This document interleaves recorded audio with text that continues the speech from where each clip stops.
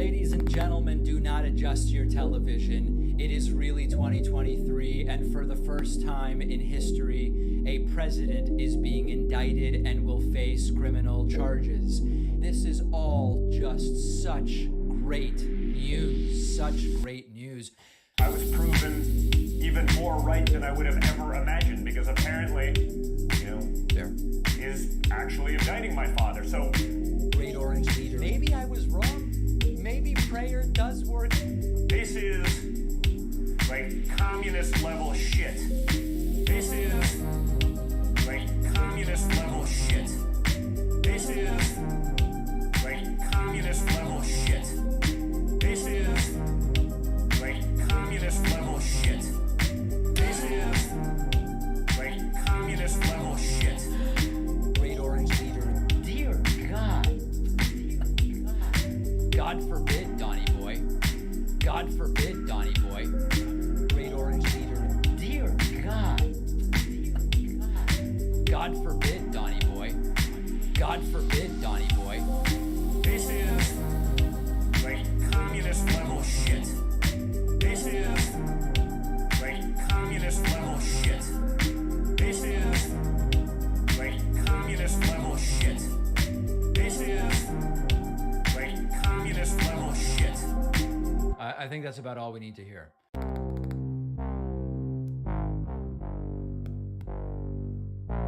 Trump was doing this with his personal toilet. But sinks, toilets, and showers. Elements of bathrooms. 10 times, 15 times. Elements of bathrooms. We're looking very strongly at sinks and showers.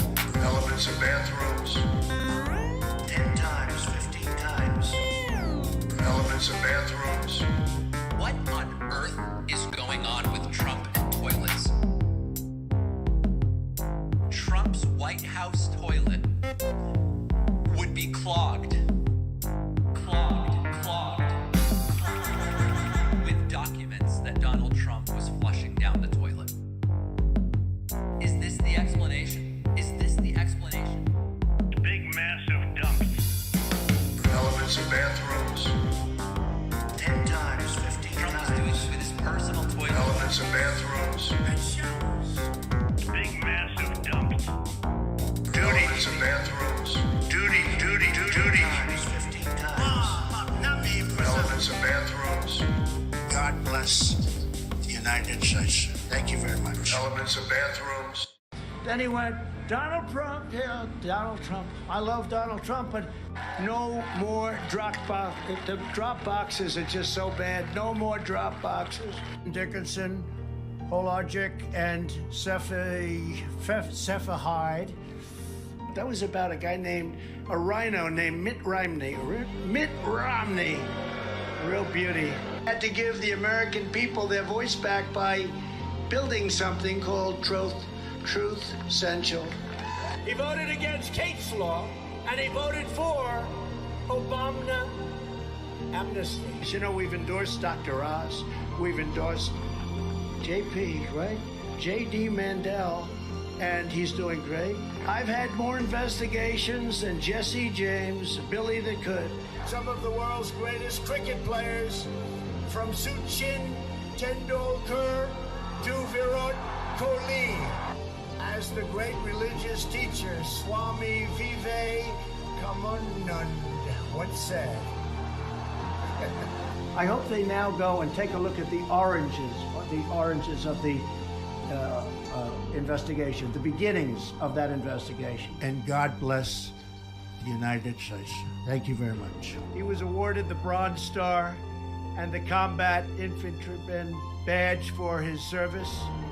We have to keep our country gay, but it's not, I mean, for some reason, it's just not great anymore. If you care about law and order, look, law and order. In normal times, roughly 40% of fresh vegetables and about 40% China. Nambia's health system is increasingly self-sufficient. This is not about virtue, cycling, and signing. And the great General and President Ulysses S. Grant, he's really come back a long way over the last 10 years, hasn't he?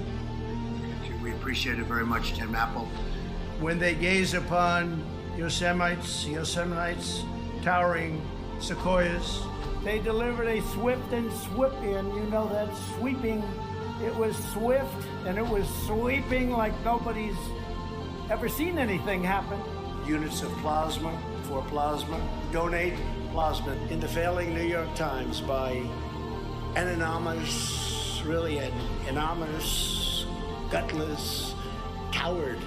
I may ask Marilyn Lockheed, the leading woman's business. No teacher should ever be allowed to teach transgender to our children without parental consent.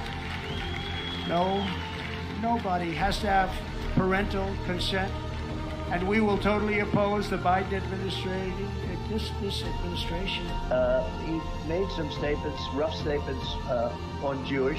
You heard them and you know them well.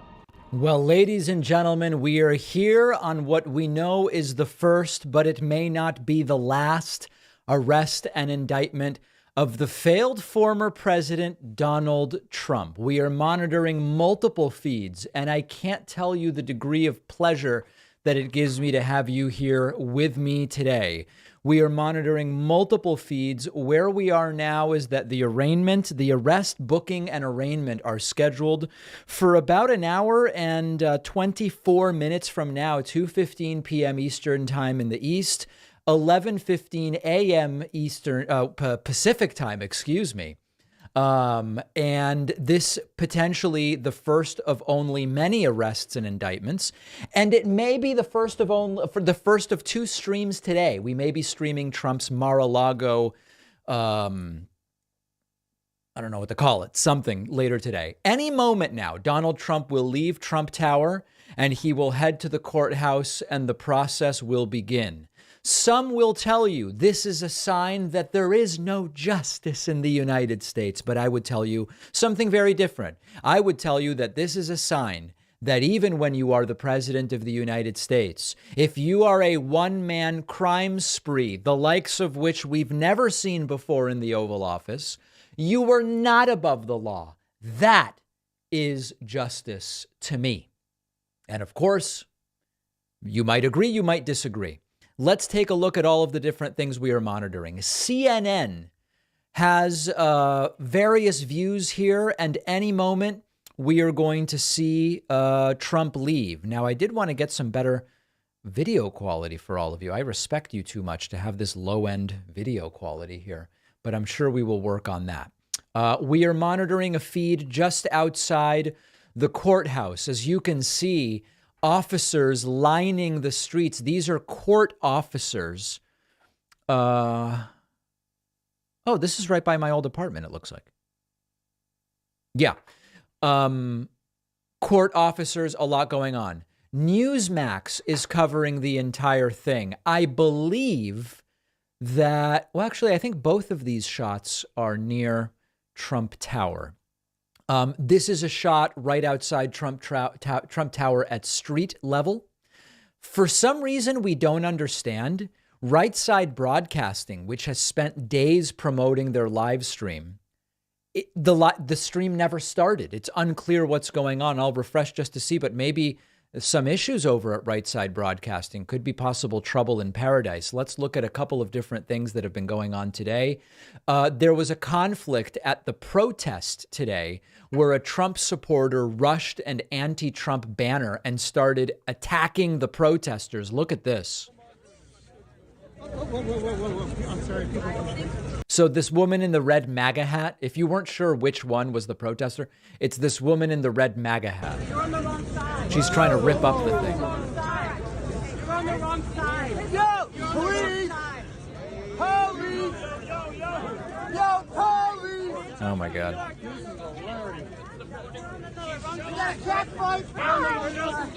She's got a crack pipe, someone yelled. Something makes me think that that person wasn't close enough to actually see whether there was a crack pipe there. But that is pretty damn funny, I have to say. You're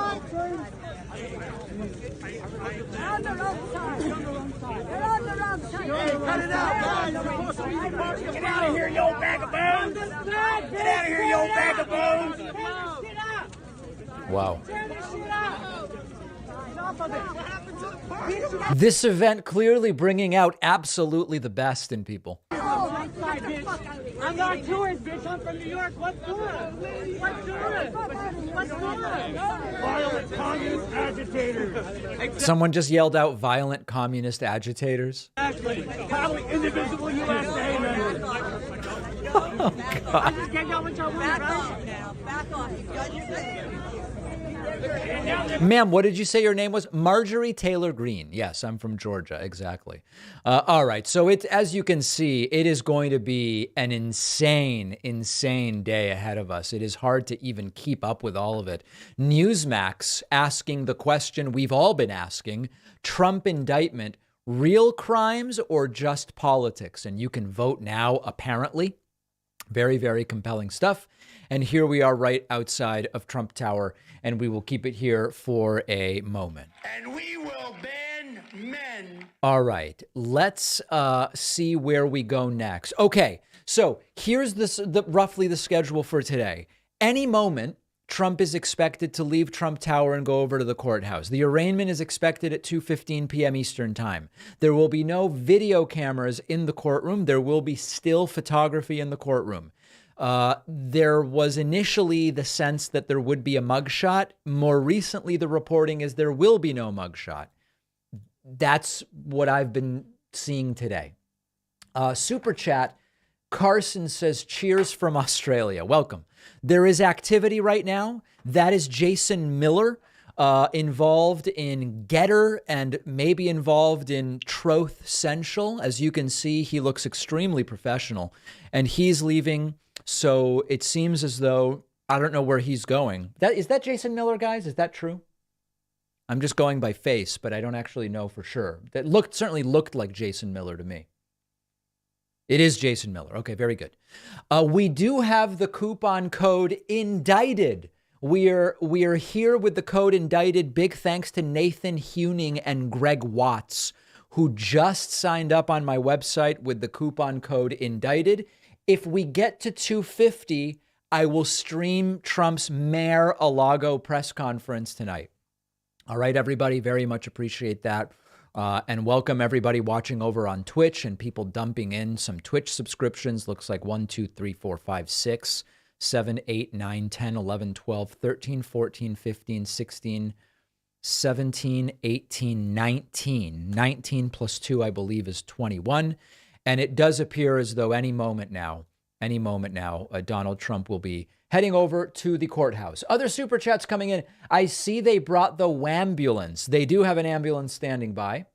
In Florida, women got arrested for peacefully protesting against restrictive abortion laws. Fascism is on its way. Greetings from Germany. Scary stuff. Sir, do you think if Trump stuffed the indicated down the toilet and flushed 10 to 15 times, it would go away? Supposedly, Trump did try to flush the indictment, yeah. Here is someone just walking their dog right through the entire scene. That's funny.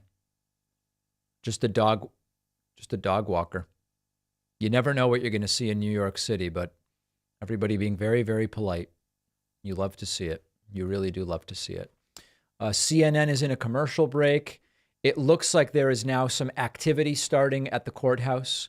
So we're following all of it. Right Side Broadcasting still not live. Let's look at a few videos from on the ground. We have a bunch of different things here that I'd like to take a look at. Let's see what we have here. We kicked Marjorie Taylor Greene out of New York City. Oh, this I have to see. Like ether, teach you the king, you know you. Godson across the belly. I prove you lost already. Brace yourself for the main event. So Marjorie Taylor Greene is like in a crush, and she seems to have a megaphone with a handheld microphone. And it seems as though it's just not happening for her. I'm patiently waiting. It's like an AIDS test. What's the results? Not positive. Oh, wow. The Whistle Brigade made it impossible to even hear Marjorie Taylor Greene. Oh, my goodness. Look at this. Who's the best? Pop, Nas, and Big. Ain't no best. East, West, North, South, floor style greetings. I embrace y'all with She doesn't stand a chance. napalm. Blows up. No guts. Left chest, face gone. How can I be garbage? Send me Wow. orders at your college. Burn it at the side of your dome. Come out of my throne. I got The whistle as a nonviolent way to shut down someone. I mean, guys, remember, listen, I'm not taking a position for or against speech. It's all speech, okay? The whistles are speech and Marjorie Taylor Greene's megaphone are speech. Visually, I find it really funny. Lock since 9-1, I am the truest. Name a rapper that I ain't influenced. Wow, that is really something. Here's a guy wearing a noose about Alvin Bragg. Let's see what else we have. The reason you can't hear Marjorie Taylor Greene is because a man has been handing out... Oh my goodness, this guy just brought whistles for everybody. Hey man, can I ask you a question? So, the whistles, where'd you get that idea? Huh? Where'd you get the idea for whistles? Make a noise, take one. Oh, I'm good, but yeah. So you're pro-Trump. Yeah. You're handing out whistles to... Yeah. Make a noise, everybody must hear us. Wow, it seems that it's a pro-Trump guy who was handing out the whistles, and it seems to have completely and totally backfired. I mean, just a complete and total backfire on them as a result of not being able to hear a damn thing. It's really crazy. Okay, we're continuing to monitor the scene outside Trump Tower, and it seems as though any moment Donald Trump will leave, but I don't want to miss some of this other stuff that's going on in the meantime. Big thank you to Gordon Hall, Alan Eddy, and Gordon Hall and Alan Eddy for signing up on my website. Today's coupon code is indicted. Ladies and gentlemen, celebrate with us. The code is indicted. You all know why. And thanks to the 4 folks who just signed up via Twitch Prime. Let's continue checking out the sights and sounds. There is a Nazi here in a skull mask yelling at people to watch an anti-Semitic film. Okay, sounds about right. Let's see what else we have. Jamal Bowman pops off on Marjorie Taylor Greene. Do your freaking job, Marjorie Taylor Greene. You don't need to be in New York City talking that nonsense. Go back to your district. What are you doing here? You're here for politics. You're here because you want to be VP. You're here for your own fundraising. You're here for your own nonsense. That's all true. On Fox News, they're hoping that maybe Trump will have a microphone when he leaves Trump Tower, which he hasn't done yet. We're monitoring it. Here is Fox News' sincere hope. How weak this case is, but this is a day they have long hoped for. So Trump wants to speak to the media just in the hallway outside the courtroom, perhaps before, after, or both of those times. We know that the Secret Service is handling him. We know that we will not be seeing him in handcuffs, but he might have a microphone. Let's hope so. Yeah. And as you said, let's hope so. It is really inspiring to see that Fox News conservatives are now standing up for the voices of those being crushed by the justice system. Isn't it nice to see that they now all of a sudden are in defense of that? Isn't that great? Or is it only because it's Donald Trump? He can control his own message that way. He doesn't have to worry about being manipulated, his words being manipulated by a defiant and principled Harris Faulkner standing up for the speech of Trump, who is, as you know, has lost his speech. Thank you to Amy Lamara, Sylvia Smiley, and Stevie Getz for signing up on my website. Ladies and gentlemen, the code is indict. This is stream number 1, the arraignment of Trump. If we get to 250 website members, I will stream again tonight when Trump holds what will certainly be an unhinged and possibly criminal, if there's a gag order, press conference about the trial. That will be, if it happens, around 7:45 p.m. Eastern time. Let's review some super chats. Happy to support the real news, says Lindsay, in a British pounds contribution. Thank you. I will be in the United Kingdom very soon. Peter says, even if Trump is brought in front of the judge, it's not the be-all, end-all story, as we need to know what every charge is before we get excited or concerned. Yes, and the reports are that it is 34 felonies, not indictments, felonies. Earlier, Donald Trump's attorney made a Freudian slip and said President fraud. I saw that. Very, very funny. Very funny. Never been to New York. How far is Trump Tower from the courthouse by car? It's not very far, but with New York traffic, it could be the difference between 7 minutes or an hour and a half. Since he probably won't be convicted, I was at least looking for a mugshot, hopefully with no makeup. I'm disappointed, but it's a good day. Now, they don't make you take your makeup off for a mugshot, as far as I know. We this close till we can announce the international holiday when the orange man got denied future presidencies. Thank you, Jesus. Salute from Finland. Wow. Today proves everyone is equal under the law except for the handcuffs, mugshot, court video, commuting, contempt of court, and real threat of jail. Exactly right, Al. That's exactly right. We can now say that no one is above the law, not even Trump, with the exception of a phalanx of Secret Service agents, as well as not being handcuffed, not getting a mugshot, not having cameras in the courtroom, and probably getting a gag order that you're going to violate tonight, to absolutely no punishment. I do have my new Candace Owens drop on the soundboard. David Pakman does not have a soul. He doesn't have a soul. There you go. So we do have that.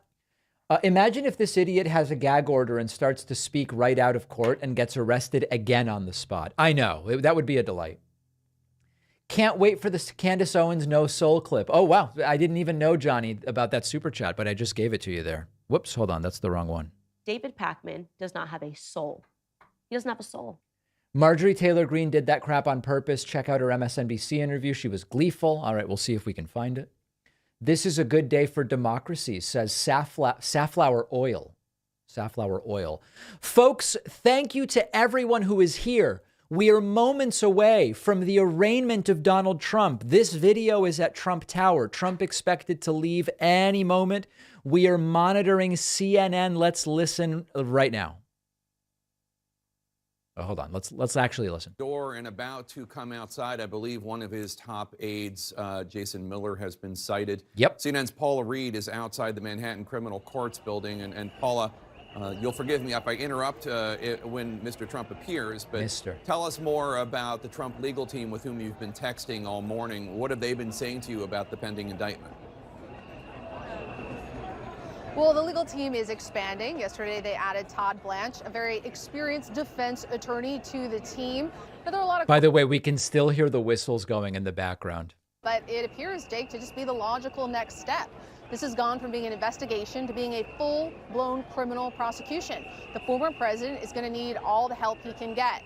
Also, some questions about what this addition meant for Joe Tacopina, who has been the most forward-facing member of the defense team. Now, Joe tells me he is still on the team. He expects to be the lead counsel at today's hearing, which could make sense because Todd has only been on the case for about 24 hours. But amid all these questions about who is the lead, I will note that it's the other lawyer. It's almost like Trump only recently realized this actually requires true lawyers who can try a case in court. The former president has historically had lawyers who defend him in court and then also lawyers who defend him on TV. Right. Tacopina is someone who can do both. Todd Blanche, Susan Nicholas are fantastic attorneys who can help the former president. By the way, Joe Tacopina previously said Trump's guilty. Before he was working for Trump, he actually said it seems as though Trump committed a crime here. Once they know what exactly this case is all about. All right, Paula Reed, thank you so much. This reporting just... I'm realizing that seems to have been 8 minutes behind. Let's refresh. That was weird. It was like 8 minutes. Okay, let's see if we can actually get that going again. Being a defendant or a plaintiff in a civil trial is very much more at your attorney. There we go. Now we are caught up. Very good. Thank you for the person who pointed that out. I very much appreciate that. Big thank you to Tom Brader, John DeMartin, Sunny Place, Stephen Hill, David Graham, Sunny Place with another gifted membership. And big thank you to Brad Scholl and Julie Glotzbach. Folks, the memberships are dumping in. We are here celebrating that no one is above the law within reason and that Donald Trump is being arraigned and indicted. The coupon code at joinpacman.com is indeed the word indicted. Let's continue looking at some of the super chats. Can the David Pakman Show place a bid on the courtroom sketch from today? Could be a fun souvenir. Might be too rich for my blood. It looks as though they are now gathering and getting into the vehicles. Donald Trump probably... It's about 4 miles from Midtown, where he is at Trump Tower, down to the Manhattan Court building, which is in the southern part of Manhattan Island. I'm sure we'll bring that tape back again to show it to people. Go ahead, Abby. I'm sorry to interrupt. No, just to point out that this could be a stacking of indictments against him. It could be a stacking of allegations against him. And there may not be a resolution. I think one of the arguments politically that his aides make is that, if Alvin Bragg is humiliated in this case, it really undermines the other cases. Well, we may not know for a little while. And those other cases are going to proceed because those prosecutors have to make their own charging decisions about how this goes forward. And off they go. And again, Donald Trump, on his way to court, Jamie said it best earlier, he will be under arrest in an hour or so. That's not a good thing. I'm sorry, maybe Donald Trump knows no shame. You mentioned that earlier. Maybe it's not a good thing? Okay, what does that mean? All right, here we've got another better shot.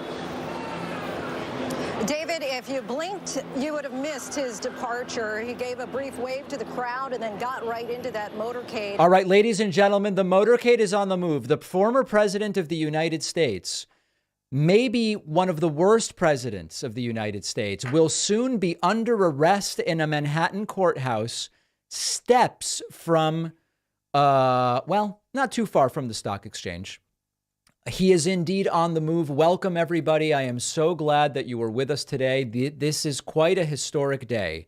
The motorcade making its way down. There will be sort of concentric circles of security around Donald Trump. Of course, there will be NYPD. Of course, there will be court officers, and there will also be Secret Service. Secret Service will be protecting the man who is about to get arrested, and that is at this point the reality where we find ourselves. I know there are many in the audience with tears in their eyes, and as we know, something about Donald Trump just makes big, strong guys burst into tears, as all of the different stories go.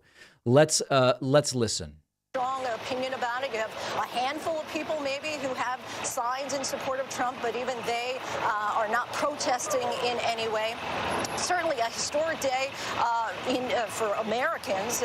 The native New Yorker who grew up here and found a lot of fame and prominence. Yeah, it's sort of poetic. The story for Trump starts in New York, and he gets arrested in New York. Fascinating. For this day, of course, to face the judge and be fingerprinted.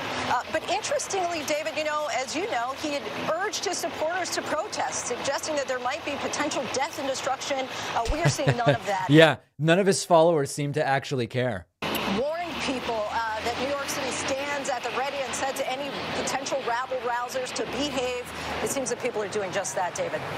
Lindsay Davis outside Trump Tower, and as Lindsay aptly put it, if you blinked, you missed it. The former president leaving Trump Tower very quickly, getting into the motorcade. Again, the Secret Service assisting, but the NYPD taking the lead here today as they make that 4-mile trip now down to Lower Manhattan and to criminal court. Obviously, it will not take nearly as long as it would take on a typical day in Manhattan. Traffic has been cleared away. So have pedestrians in many parts of New York to make this trip as efficient as possible for the former president in making his way to Lower Manhattan. We are getting new reporting this morning on what will play out this afternoon here in New York. Our senior investigative reporter, Aaron Katersky, live outside the courthouse. Aaron, take us through what we know so far, what the American people will witness, what we won't see, and how this arraignment will unfold here. David, former President Trump is on his way here to surrender as the defendant in the people of the state of New York against Donald J. Trump. He's going to arrive here at the criminal courthouse through a side entrance that has already been blocked off in anticipation of his arrival. All of the cars, including the district attorney's vehicle, have been cleared from the block so the president can come in unencumbered. He's immediately going to be taken inside to the district attorney's office for processing, where he will be formally placed under arrest and processed and booked as a criminal defendant. A short time later, he will be taken to the 15th floor to a courtroom where he will be arraigned. We're told he's going to use a special elevator ordinarily reserved for the judges, and that will put him right at the entrance to the courtroom, so he may only be in the hallway a few minutes, just mere steps.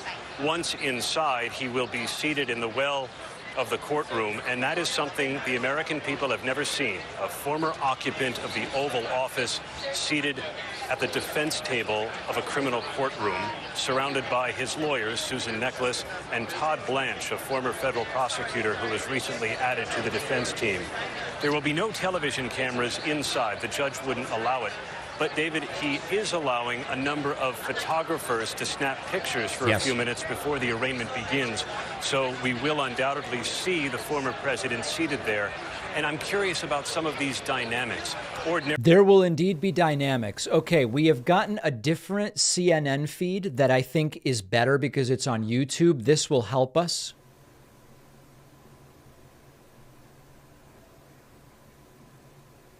Okay. I guess that one doesn't really have audio. And then we do want to keep an eye on what's happening on Fox News, but they're just running a lot of different commercials. So we'll see what we can do about that. Monitoring other feeds. This is the scene at the courthouse. This is where they are awaiting the arrival of Trump. You see the Associated Press tent. You see photographers and a few people holding signs and different things. Newsmax continues to cover this. They are also tracking Trump's path down seemingly the east side of Manhattan down to the courthouse.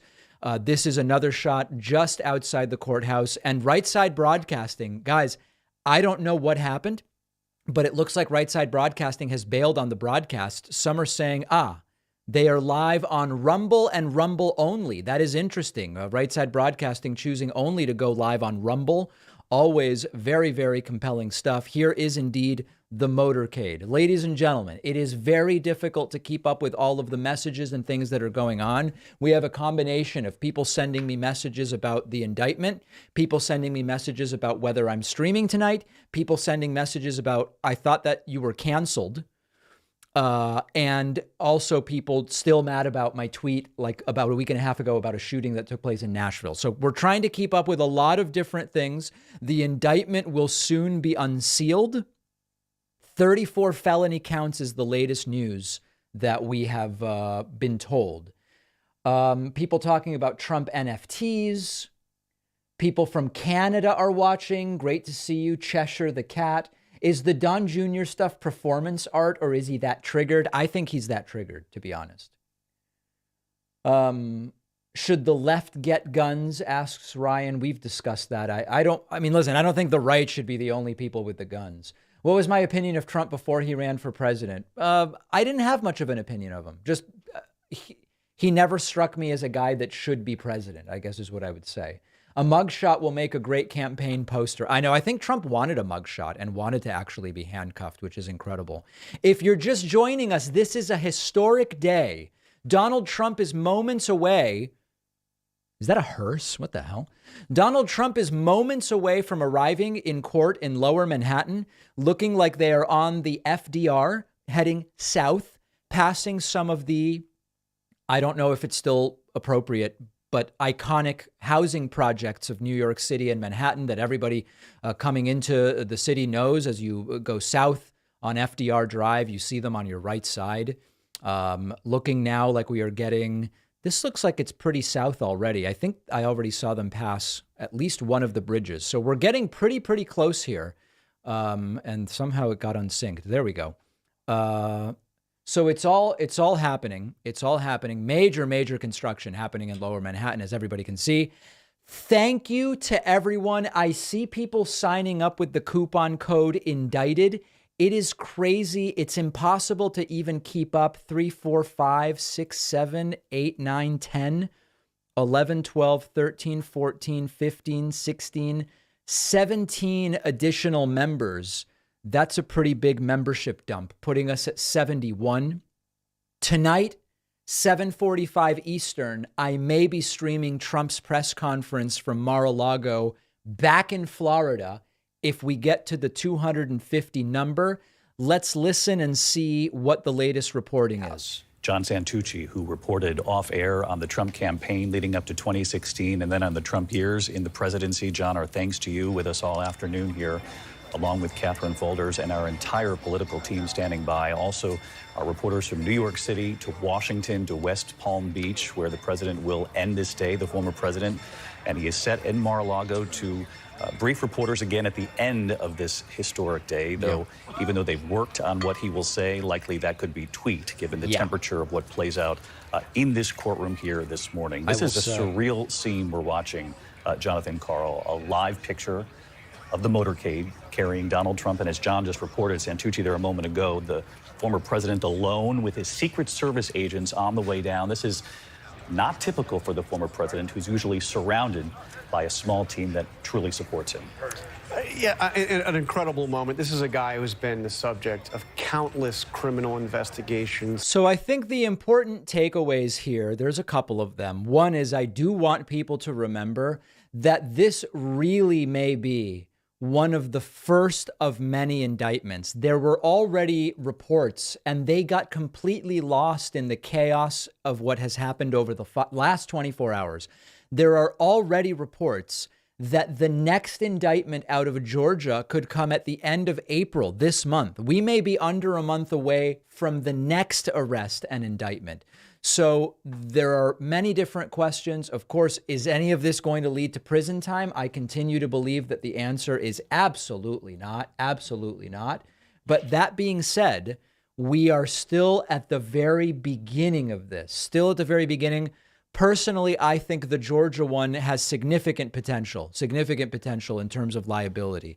This feed is getting a little bit glitchy, sort of like when Trump does speeches. So we'll switch over to the ABC speech. This is, this is the Manhattan Bridge, right? And then next would be Brooklyn as we go south on FDR. What exit are we at? Oh, no. Okay, so we're down in Lower Manhattan. Brooklyn Bridge, getting off. Are they pulling off here at exit 2? It looks like they are going to. I hope the police isn't driving in the exit only lane and they're going to stay on FDR. That is infuriating when you see that. It really is. Okay, they are pulling off at the Brooklyn Bridge exit. And then they will loop around. Many Brooklyn folks know what happens. The loop here that exists to get you on the Brooklyn Bridge over to Brooklyn, that is not the path that they are taking here. Not at all the path that they are taking. Actually getting off. You see the Brooklyn Bridge in the top left there, heading east over the river. Very, very powerful elements here. 1,000 people arrested. Many of them have been getting significant prison terms, and they believe that is a message of deterrence. They're convinced that's a significant deterrent, particularly after what the country saw, what the world saw, and then the punishment that followed, even though it's taken many months. It is indeed punished Trump. When he arrives at the courthouse, we have all sorts of different shots. This is a live shot at the courthouse, and Trump just moments away at this point, moments away. Newsmax is, of course, titillated by the entire thing, and it looks as though they are really getting ready for his arrival here. We'll continue to follow the motorcade for now, I think, and very, very soon they will be at the courthouse. This is Donald Trump in full makeup, stage makeup, as he leaves Trump Tower just moments ago. And soon will be arriving. Unclear. There is the motorcade. They did not stop at any restaurants or fast food of any kind on the way in. Unclear whether there will be refreshments and snacks. The report is Trump will not be handcuffed. He will not be mugshotted, but he will be fingerprinted. And this is truly a historic day. To everybody that is here with us, this is not the likes of which anything has been seen before. Many such examples do not exist. And I hope that that's clear to everybody. And as you can see here, ladies and gentlemen, there are literally dozens of people out, some of whom presumably support Trump and some of whom don't. It is an historic day. Well said. I do want to say thank you to the 4, 5, 6, 7, 8, 9, 10 additional folks who just grabbed memberships on my website. Folks, this is it. This is the day of indicted. And as you can see, the coupon code is indicted. If you're watching on Twitch, YouTube, or Facebook, we will be covering all of it. Let's see if there is any better shot here. It looks as though I really don't know who will give us the best shot. A lot of action here. The overhead probably. Is this Trump right here? This seems to be Trump. Yep, there he is. Is he wearing a white hat or is that his hair? I can't tell. Trump walking around surrounded by various vehicles, sort of lumbering. Trump, of course, very credibly 6'3" and 239, as we all know and we believe. And there he is entering the courtroom. Trump entering the courtroom. He would speak even if... Sorry, the court building. The courthouse, of course, we will bring that to you if and when that happens. Otherwise, we'll just take you right through the proceedings here this morning. And Kate Shaw, a question I know a lot of people at home are going to have. Does this preclude in any way this indictment or even this notion of the potential conviction that could come or not if this is thrown out along the way? Does this in any way preclude him from running for president and even winning in 2024? In a word, David, no. Nothing in the Constitution, nothing in the law prevents an individual under indictment or even under sentence from running for president or even serving for president. You know, there might, of course, be logistical obstacles that... All right, folks, if you're just joining us, Donald Trump has made it to the courthouse in Lower Manhattan. He is scheduled to be arraigned in 50 minutes. The process that we believe will be taking place is that Trump, surrounded by Secret Service agents, within, I guess we would say, a circle of court officers, will be fingerprinted, reportedly not mugshotted, and reportedly not handcuffed. We can now say, and this is a matter, is his diaper going to be changed? I saw that. This is now a matter of minutes, but the former president of the United States is now under arrest, and Secret Service will now take a sort of secondary role, Trump being followed by a small number of Secret Service agents into the courthouse. And many will wait outside in what is just an extraordinary thing to see, I do want to say thank you to the additional 7 people who just went to my website and signed up with the coupon code indicted. Ladies and gentlemen, if you're just joining us, I know this is a day that tens of thousands of you in my audience have been waiting for a very long time. And for those who want to celebrate it by supporting independent media, you can go to my website, joinpacman.com, and use the code indicted to get a discount. Now, if you spell it indicated the way Trump did on Troth Central, the code actually won't work. You do need to spell it as indicted. It's a very, very important thing. And that is something we are going to continue monitoring very closely. How long is this expected to take? My belief is that the arraignment itself, which will likely go on time because that they're going to be clearing the courtroom for Trump, may only last 10 minutes, and it is scheduled for 2:15, which is about 45 minutes from now. This should not be very long. Is Trump going to make a statement when he exits? It is expected that he wants to, but it is unclear whether he is actually going to be, sort of allowed to by his lawyers. And of course, his lawyers do have relatively little control over him in most cases. Is it possible that he has sort of been scared straight into listening to his lawyers as a result of this criminal situation? It's certainly possible. But I don't know that for sure. And so we will see. Trump expected to hold a press conference tonight at Mar-a-Lago. And that will be very, very interesting to see as well. Let's take a look at what we have over on Fox News. Fox News seems to constantly be in commercials. I don't get what's going on. Let's see if we can get a look at this. Very odd. Oh, here we go. Let's listen to what's happening on Fox News. Wow, they were going to arrest me. Can't believe this is happening in America. MAGA. Jonathan, what do you think the odds of a gag order being imposed during this arraignment are?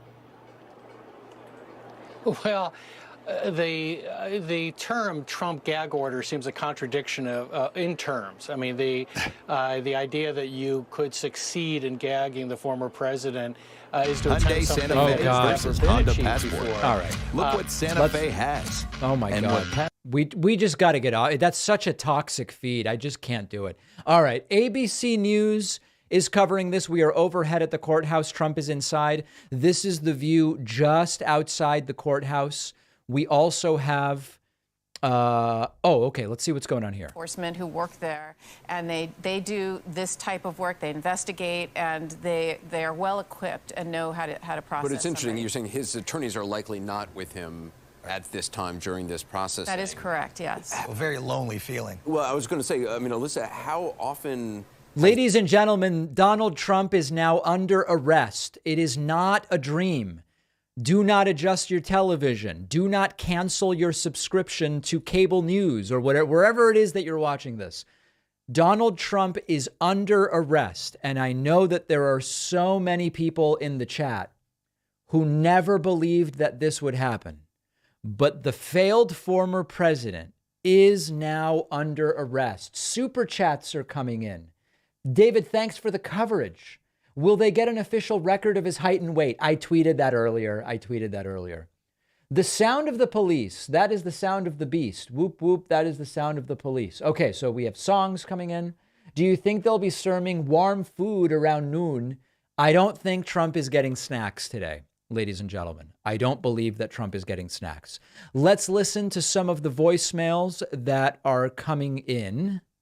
Hi, David. Since apparently you don't have a soul, does that mean you can get an abortion? Oh, God. Well, I don't know anything about that.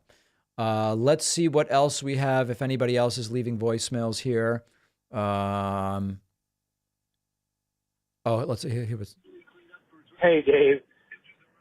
I don't know if you listen to right-wing media on radio talk show, but they are losing their effing minds today. I have not yet reviewed. I just haven't been able to follow all of right-wing media today. I'm sure they are losing their minds, but I will have time to catch up on it. Don't worry. Thanks to Michael Lemus for gifting 20 subscriptions via YouTube, putting us at 113. If you are, well, no, not 1,100. If you're just joining us, the code is indicted. Donald Trump has been arrested. I want to say thank you to 8 additional people who just signed up on my website with the code indicted. Let's review, while we have time here, some of the other things that took place today at the protests and at the entire thing. Here is Marjorie Taylor Greene in New York City comparing Trump to Jesus. Jesus was arrested and murdered by the Roman government. There have been many people throughout history that have been arrested and persecuted by radical, corrupt governments. And it's beginning today in New York City. And I just can't believe it's happening, but I'll always support him. He's done nothing wrong. He's done everything right. There you go. She hasn't seen the evidence nor the charges, but she knows Trump is completely innocent. Hey, by the way, someone wrote to me and said Marjorie Taylor Greene is actually dating this guy, this Right Side Broadcasting guy. Are any of those people in the chat, and is that true? That would be pretty funny, actually. Anybody know about that? She's dating this? This is her partner right now? A lot of people are saying probably, and some people are saying yes. That's hilarious. That is genuinely really, really funny. Let's see what else we have. If we have any video from outside the protest. Here is Marjorie Taylor Greene trying to deliver a statement. To the Mayor Adams, as you can see, I'm seeing you peacefully protesting, but you called me out by name. While you allow crime in your streets and you send your kinsmen down here to commit assault against people by making loud noises, assault against police officers who are doing their job. Loud noises are now assault? Trying to prevent violence. Democrats are the party of violence. They're the party that's enabled and funded. Wow. As you can see, absolute and complete chaos. Here's another Marjorie Taylor Greene element. President Trump is joining some of the most incredible people in history being arrested today. Now it's good. Now it's good that he got arrested. Nelson Mandela was arrested, served time in prison. Oh, that is too much.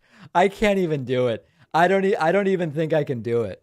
Or people tell me to look at an Aaron Rupar tweet. Rupar Twitter. Let's see what he tweeted. Oh my God. Let's see. Jonathan Turley wonders. There it is. I'm not seeing what I'm supposed to be looking at from Aaron Rupar. Yeah, I don't know. Jesus was arrested and murdered by the Roman government. All right. Anyway, so I guess Trump now is like Nelson Mandela, I guess now they're saying, which is really, really wacky stuff. Okay, we are continuing to follow this. Donald Trump is indeed under arrest. Let's just see if we have any other new things that have come forward since the stream started in this feed. There is Trump entering The courthouse, we saw that already. This is quite an image, ladies and gentlemen. This is quite an image. Donald Trump under arrest. Under arrest. Wow. Wow. Trump posting, heading to Lower Manhattan, the courthouse. Seems so surreal. Wow. They are going to arrest me. Can't believe this is happening in America. MAGA. That is just delightful. That is just delightful. And I think it's worth taking a pause for a moment and recognizing the moment that we're in that we've never been in before. And that is that when he walked into that courthouse and he was escorted officially, Donald Trump, former president of the United States, frontrunner for the Republican nomination for president of the United States, is now under arrest. And God bless the United States. We've never seen it before. It is a sobering moment. And even though he's very consistent, sending out social media posts from the car saying again, seems so surreal. Wow. They are going to arrest me. Can't believe this is happening in America. You could shorten that and say that for Donald Trump, perhaps he can't believe this is happening. Right. He did not believe, certainly in this case, from the reporting from inside, that this was going to happen. And it has now happened. Donald J. Trump is under arrest. And wow, it has such a nice ring to it. It has such an... They've arrested someone who did terrible things. Terrible, terrible things. And that is really something else, you know? All right, let's continue looking at some of these super chats as we stand by. Donald Trump already inside and not expected to last too long. Big thanks to Larry for gifting 5 subscriptions via YouTube. Big thanks to Uncle Brat for gifting 20, putting us at 155. Thanks to Holy Earth. David, keep up the good work. Maybe change your discount code to arrested. Indicted is actually powerful, I think. Jamal Bowman shouting at Marjorie Taylor Greene, get the hell out of here, is the best rant ever. Did you play it? Yeah, we played it earlier. It's really something. Is Karen Rogers in New York consoling his red hat buddy? Very good question. David, Hitler was arrested as well 100 years ago. Is that true? That I don't even know about. That's interesting. All right, we are continuing to follow everything that's going on here. Do we want to check in on Newsmax just to see what they're saying? They've been jawing back and forth, but it really hasn't interrupted into any violence. Hopefully that maintains. Yeah, in a crowd that size, and what we've seen is there's usually troublemakers, sometimes pretending to be the other side. In both crowds, but we know that the New York City Police Department is highly professional. Oh, yeah. They're perfectly capable of handling something like this, and according to Mike Carter, they're doing a great job at this moment right now as Donald Trump is inside the Manhattan courthouse. It's outside of our view. We're hearing he's on the 7th floor where he is being processed. Again, moments ago, he surrendered and entered the building. So again, he's on the... What a day. What a day. Here's Right Side Broadcasting. Now, I do have an eye on this, so if anything breaking happens, I will make sure we cover that as well. But another great point, and Jason Miller has done a wonderful job of really touching base on this and nailing it home. But time, because if they can do this to President Trump, they can do this to any average American. They can. We actually already knew that. It's so funny when they say if they can do this to Trump, they can do it to anyone. We already knew they could do it to anyone. Anyone can get arrested and charged with crimes. The question is, was Trump above the law? They're acting like it's terrible. If they do this to Trump, they could do it to anyone. No. The fact that they can do it to Trump means he's not above the law. That's a good thing. That's a good thing. These people really have some sixth sense of what justice actually means. Super chats continue to dump in an apology over here for something. I don't remember what it is. It's okay. Go David, Trump, a clown act, Mr. Orange Man. Exactly. Will Trump turn on his supporters for not saving him? Finally, Trump has been indicted. David, sir, when does the full list of charges get released? Any moment. Any moment it is expected that the indictment will leak. Let's see. Indictment to be revealed imminently. Alvin Bragg press conference later. Trump press conference even later than that. Okay. Since the day I retired from the Army at 11 a.m. on January 20th, 2017, I dreamed of this day. I wouldn't serve a single minute under him, a criminal. Wow, very strong statement from the Jackal. The Jackal with a very powerful declaration. Thanks to Carlio for the Twitch Prime subscription. Really appreciate that. If you're just joining us, you have missed Donald Trump's motorcade making its way to New York criminal court, where Donald Trump is now under arrest. The failed former president is now under arrest. 34 felony counts believed to be in the indictment, which is imminently going to be released and leaked. Imminently. Absolutely any second this might happen. The situation outside of the New York criminal court, you have Secret Service, you have the court officers, and you have NYPD. Everything. It is all happening. It is all happening. Donald Trump later tonight expected to give a press conference at Mar-a-Lago. I can only imagine how insane and unhinged tonight is going to be. And I may be live streaming. We have a goal of 250 website members. If we hit that, I will do another stream tonight. I think we're going to, honestly. 1, 2, 3, 4, 5, 6, 7 additional people just signed up on my website, putting us at 164. The code is indicted, my friends, and it is all happening very, very quickly. Let's listen to a couple other voicemails that came in about Trump's arrest. Hey, David. This is Sonny calling from the Florida, Georgia area. Love to watch your show. Big fan. I'm a subscriber. So I'm just wondering, why no handcuffs and why no mugshot? Just special treatment for Trump. That's all. That's really it. Where'd he go? There's more to this voicemail. Okay, I guess the voicemail ends there. Yeah, just special treatment. One more voicemail. Yeah, man, I've been praying for this day, so the fact you say thoughts and prayers don't work, hey, maybe they do work, although they're praying against me on the opposite side, but maybe my prayers were stronger, and that's why he's being thrown in jail. Who knows? Yeah, it's possible. The reason that this is all happening, it is possible that there were lots of MAGAs praying Trump wouldn't be arrested, but this caller might have prayed harder.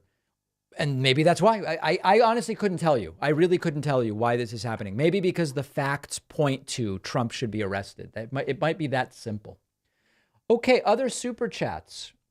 I was in middle school when he became president. Since then, I spent a huge chunk of my childhood watching the world go mad. Sanity is back, says Cheshire the Cat. Trump can finally have an outfit that will match his skin color. Wow, Adam. That is solid. Very, very solid. No list of charges yet.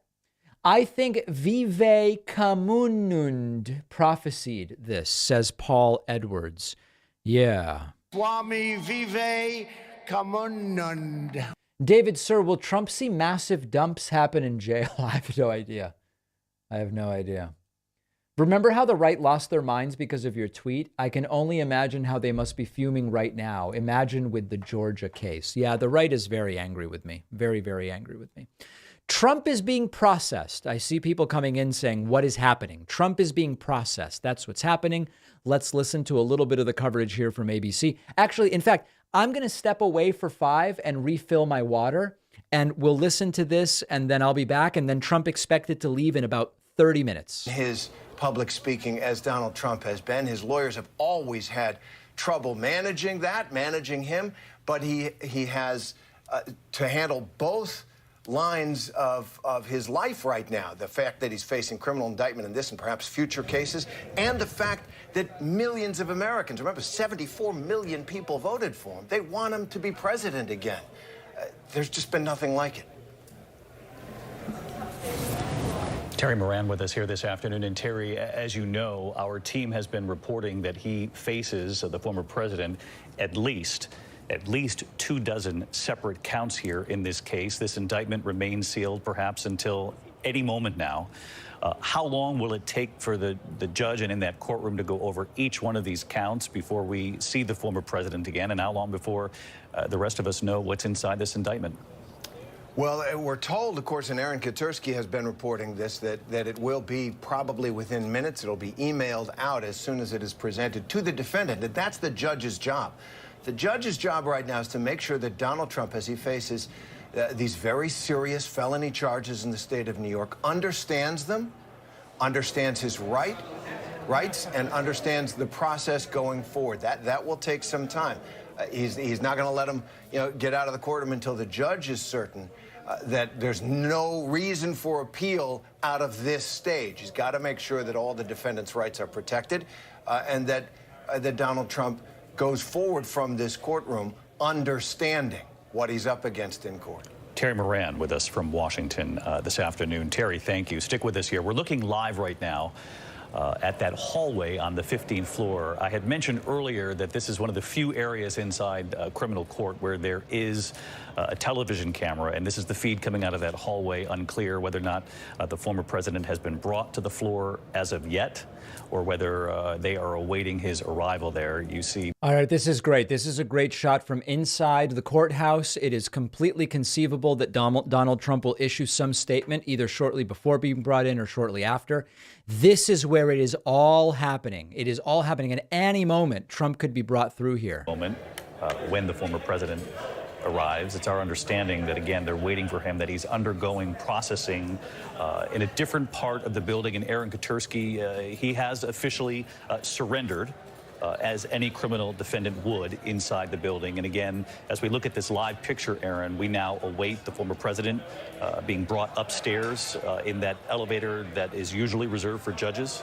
Isn't this great? Isn't this just fantastic? Welcome, everybody. I know that there are some MAGAs here, and they are absolutely furious. But this is a good thing. When there is reason to believe a crime has been committed, and a grand jury says, yes, this is what happens. This is called law and order. Whatever they think of as law and order, it's not this. If you care about law and order. Yeah, well, whatever. My car insurance, I just saved a bunch on my car insurance as well. So it is all happening. So listen, it's likely I will stream the Mar-a-Lago press conference tonight, which will be insane. We're still 75 members and Twitch subscribers away from 250. I think we're going to get there, honestly. And that stream would start at 7:45. And if you're watching on YouTube right now, make sure you're subscribed to the YouTube channel. Or if you're, watching on Twitch, make sure you follow. You'll then get notified when we go live, if and when we go live tonight. But I do expect that would happen just because of the rate at which people are signing up for memberships. There's another 5 just dumped in, puts us at 180. And a lot of excitement. This very much resonating. Thanks to Crapstorm for the subscription on Twitch. Our great friend S-Prez was in there gifting some stuff. And it is a very, very, very busy day. The schedule. I know a lot of people are rolling in and out very, very quickly. The schedule is as follows. Donald Trump is currently under arrest. He has indeed surrendered already. He is being processed. And momentarily he will be arraigned, at which point the charges will be read. We don't yet have the indictment, but Yahoo News is able to exclusively report that it is 34 felonies. They started with 1 misdemeanor, give me a break. And then it went to, 34 misdemeanors, but no felonies. And then it went to 34 misdemeanors, but only 1 felony. And the latest report is 34 felony counts. 34 felony counts. I am monitoring. The indictment has not yet been released as far as I can tell. But it probably will within moments of the 2:15 p.m. Eastern arraignment. Donald Trump will then leave. We will probably see it here. At that point, he may make a statement. It's not clear. He will then fly back to Mar-a-Lago, where he will hold a press conference tonight that I will potentially cover. Welcome to everybody who is just joining. That is where we are right now. We did see the motorcade arrive earlier. And it has been about, do people remember how long ago the motorcade arrived? Actually, let's take a look here. I guess it was about 20 minutes ago, roughly. No, actually, it was more like 25 minutes ago. Okay, so Trump's been here already about 25 minutes. And this is inside, we believe, on either the 7th or 15th floor. Caitlin Collins is in there. That is where he is going to be arraigned before the judge. Got it. In a few moments. All right, Caitlin, thank you. Stand by. Here with John Miller and Karen Agnifilo, also Ellie Honig. Explain the 15th floor. Caitlin was saying he's on the 7th floor right now. John, you raised the question of his Miranda rights. Karen, is he given his Miranda rights? He probably will be, just to remind him not to say anything, not to blurt anything out, and just in case he does say anything, the prosecutors will want to use that potentially at trial. Potentially. They would want to have made sure that his Miranda warnings are read, because the Miranda warnings are triggered not just from an arrest, but if you're in custody and you're being interrogated and being asked questions. So they'd want to be very technical and by the book. That's got to be an extraordinary moment for a former president of the United States to have a court officer, a former detective or a current detective working for the DA's office, reading his Miranda rights to him. There's got to be kind of an out-of-body experience for the investigator to say, Mr. President, you have the right to remain silent. You have the right to an attorney. The legal complication here is there's a couple of rules and laws in play here. He's represented by counsel. The DA's office understands that, and they're not allowed to question him. But Karen raises the point, if he starts talking, as Donald Trump has sometimes wanted to do, and making spontaneous statements, if one of them is relevant. I like that phrase. It was a spontaneous statement. You mean he blurted out some nonsense? Statements during booking that get used against him at trial constantly. And this is another moment, if he has been read his Miranda rights, you have the right to remain silent, that is another reality hit. That is another sobering moment. The other thing I should add is, right about now is the time when the defense lawyers would be given the indictment, because they need to go through it in advance, because what will happen in the actual courtroom is the judge will ask the defendant and the defense lawyers, have you had a chance to go through this indictment? Because they have to know what's in it before they can plead. And then the judge will say, would you like me to read it to you publicly, or do you waive the public reading? Do you give up the public reading? 90% of the time, maybe more than that, the defendant says, we waive it. We don't need you to read it out loud publicly. We've got reportedly 30 plus counts here. I imagine they will waive it. Maybe they want to stand on ceremony and have every single one of those 30 plus counts read, but right about now it should be in their hands. The court, it was supposed to be 2:15, correct? Yes, it's supposed to be 2:15 now. Is that something they would move up depending on how fast the processing goes, or is 2:15 the time? The courts take a break for lunch every day from 1 o'clock to 2:15. That is one of those things that is just. So you think sounds pretty good. Break right now? Because these guys didn't get to eat, if that's true. But I think the other thing is, there is nothing normal That's about the final indignity, that they're on lunch break, if that's the case. That's with court security's lunch. But this is a... Sir, everybody's on lunch break. You're going to have to hold here. Closed down. As of 1 o'clock, everybody had to be out, so if there was a trial going on, anything else. They're running a couple of arraignment parts downstairs, but... All right. So as you can see, we are very, very much anxiously awaiting the appearance of Trump here in the courtroom, soon scheduled for a 2:15 p.m. arraignment. And it really, really, really is an extraordinary situation. We are all witnessing history, and it is so great to have everybody here.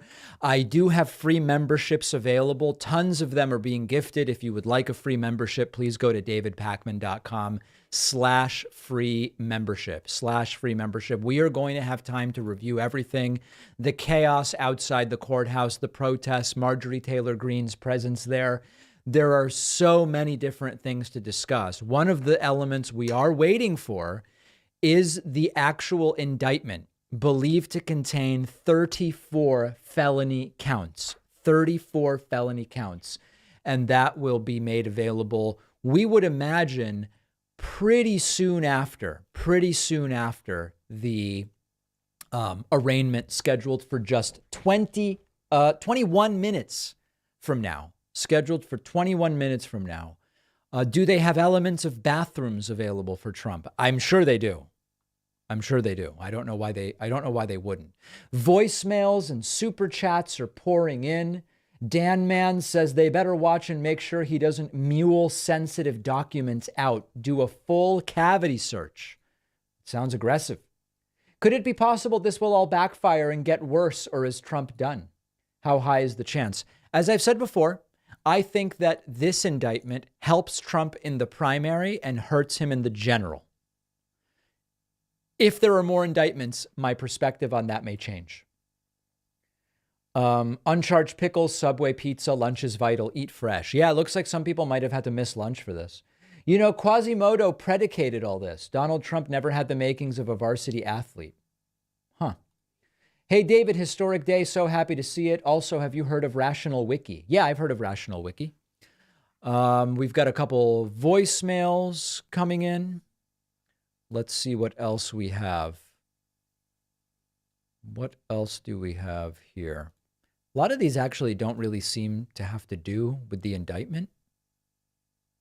And we're really doing indictment stuff. Hey, David. Cat Dad here.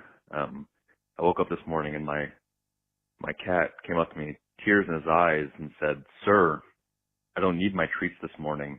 The greatest treat has, come full circle, and we're witnessing it now." Wow. Tears pouring from my cat's eyes. I might need to take him. Might need to take him into the vet. But anyways, keep up the good work, David. Me and my cat love you. Take care. Bye-bye. Thank you. Very, very much appreciate that. Wow. Wow, wow, wow. What a day. What a day. Hey, David. Melody from Missouri again here. I just want to know, who do you think there's going to start blaming after George Soros does pass away, probably in the next several years? Just a question. Thank you. Well, they seem to be latching on to Klaus Schwab now a lot, replacing one old Jewish guy with another Jewish guy. So I think it's possible that it'll be Klaus Schwab, or maybe the ghost of George Soros, I think, could be it. Yeah. Who knows? David, I'm calling to you with tears just flowing, streaming from my eyes as a proud Mongolord. This is a wonderful day. This should be a new national holiday or something like that. Love your show. Keep up the good work. All right. Very good. Well, a lot of people coming in. A lot of people crying, too. Sir, I come to you, and keep in mind, I'm a pretty big burly guy. I'm a pretty big burly guy. And I come to you with tears in my eyes, thanking you for all you've done. Just wiping my tears away. Have a great day, sir. Wow, very polite audience today. People seemingly really buttoned up and ready for what is an incredible, incredible situation here. Big thank you to everybody watching on Twitch. I have not forgotten about Twitch. We love everybody on Twitch. We're standing by here in the courtroom. Let's listen to the latest. Involve this federal campaign or election law violation. The Manhattan DA's office cannot prosecute that crime. It's a federal offense. So they couldn't articulate that as a conspiracy to commit that crime because it's not a state crime. And so it makes you wonder, is there another financial crime? For example, they could do this through a scheme to... Okay, I am being told that the website has crashed. I'm going to tell you why it is. 286 people right now are trying to sign up for a membership. Okay, so let's listen to this. I'm going to reset the website right now. It won't take long. Just picking up on what Adam said, a conspiracy charge, it could also be an agreement with David Pecker, for example. It doesn't necessarily only have to be a conspiracy with Michael Cohen. And it's going to be for a period of time. So from on or about a period of time to on or about a period of time. And it allows much more evidence to come in that a judge might otherwise hold out because it's saying it's not related to these, did you make this business record entry. And conspiracies also... All right, everybody. Any moment we will see something here. We are rebooting the website. The website is under very heavy load from people trying to sign up for memberships. A lot of things are happening at once here. We're doing our best to manage everything we can. Everything we can. This is now, we are in the last 15 minutes before this arraignment is scheduled. Stand by. Together to agree to pay hush money payments. How were they going to influence the election? Things that aren't necessarily elements of a crime or a crime. I should point out, obviously, the doors opened, a number of people. It's the DA's staff. That's the DA's staff? What does that tell you, I Adam? saw Sue Hoffinger, Peter Pope were there. I couldn't see everyone, but I see some financial crimes analysts going in. Whoa. So it looks like it's the team that worked on this indictment. So where are they coming from and where are they going to? Are they going to the courtroom? They're going in the courtroom. Yeah. Okay. Wow. So that's the door that the president, Karen, that's the door the former president is likely to come through, and the courtroom is immediately to the left? So there are many doors into the courtroom, and it's not just this one door. There are side doors and there's a back door. You're not just speaking metaphorically. So there are many doors in the courtroom and many hallways that lead to each door depending on where someone's coming from. A judge comes in a different door, a jury comes in even another door, a defendant who's incarcerated comes in a different door, the public comes in the main door. So there are many doors to choose from depending on, for security reasons, which way they decided Mr. Trump should go. I was going to say, Anderson, just this one thing I was just thinking about right here is the irony of the situation. All those rallies where the MAGA crowd chanted "Lock." All right, folks, website is back up. Website is back up. We're deploying additional resources. The website taking shots left and right.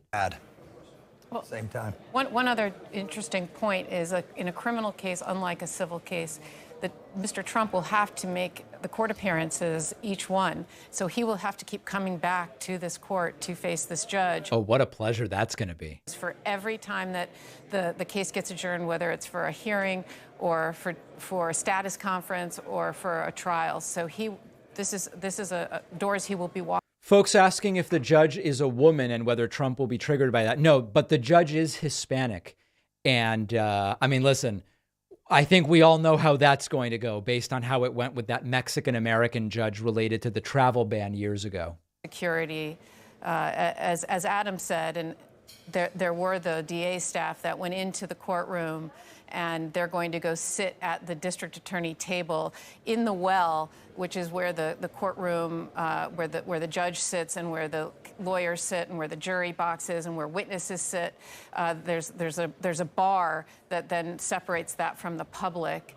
In the well, which is what that area is called, there will be at least two tables, one for the prosecutors and their staff, and then one for Mr. Trump and his lawyers. There will also be room for the Secret Service and the court officers, and the court clerks will be, there will be a court clerk who will be sitting behind a desk, and that is the person who will arraign Mr. Trump, and he will be given an indictment number. Right. So they will say calling indictment number 12345, which will be calendar number 1 today on the calendar. The people of the state. They'll announce who the charges are against. President Donald J. Trump. The clerk will read him the indictment, the charges. He will arraign him on the charges and ask him, Mr. Trump, how do you plead? And he'll say guilty or not guilty. He said he will plead not guilty. And the next thing that happens is the judge asks the prosecutor whether they have anything they want to file with the defendant and serve on the court. Those could be oral notifications that they file or written filings that they can do. And is there any other information that the prosecution wants to give? They also give it to the defense attorney. And all right, welcome everybody who is just coming in. Let me catch you up on everything that is going on. The former president has been arrested. He showed up in court about 35 minutes ago. He is currently being processed. No mugshot, yes fingerprints, no handcuffs from what we have seen. We are now standing by near a courtroom. We have just seen investigators of financial crimes enter the court. Trump's arraignment is scheduled for only 12 minutes from now. 12 minutes from now. We may see Trump walk in momentarily. The arraignment is expected to be quite short. Trump is then expected to maybe make a statement afterwards, fly back to Florida, where tonight he will hold a press conference, which I may be covering live. That's where we are right now. I want to say thanks to 3 additional people who just signed up on my website, putting us at 227. If this gets to 250, we're doing the next live stream tonight with the press conference, and I do think it's probably going to be quite bonkers. Any moment Trump expected in. Let's look at some super chats. David, I must admit, I've had a huge crush on you for years. Your intelligence is very sexy. Unfortunately, I must respect my love Joshy's wishes and not slide into your DMs anymore. Wow, that's an incredible thing. Was not aware of that, but I will have to look for it. Thanks to Jill and the Alchemist. If Trump were going to submit an insanity plea, would that be now or later? I believe, lawyers, please tell me, if you plan to do insanity, you would do not guilty now and then not guilty by reason of insanity later. Is my assessment correct on that? Lawyers in the chat, anybody? Yeah, we know he's not insane and he's just a narcissist. I'm just to actually ask the question. They would wait for pre-trial. Okay. All right, very good. I lost many white male friends to the far right. This is justice. Whoa. David, keep up the great work. This is just the start of the fall. I'm very concerned with what's going on in Tennessee. We need to pivot to that and call it out. Yes, in fact, the top story on today's podcast is about Tennessee. Big thank you to 3 additional people who just signed up on my website with the coupon code INDICT, and 2 more as well, putting us at 232. Will we be locked in for another stream tonight? For folks emailing me about the free memberships, do not email me. Go to davidpakman.com/free membership. Now, here's the thing. Do not go to davidpakman.com. Go to davidpakman.com/free membership, and everything you need to know will be made available there. All right? Very, very powerful. Is this actor Kevin James in the middle with a beard? Is it possible that that's who that is? Very, very interesting. All right. It looks like things are happening.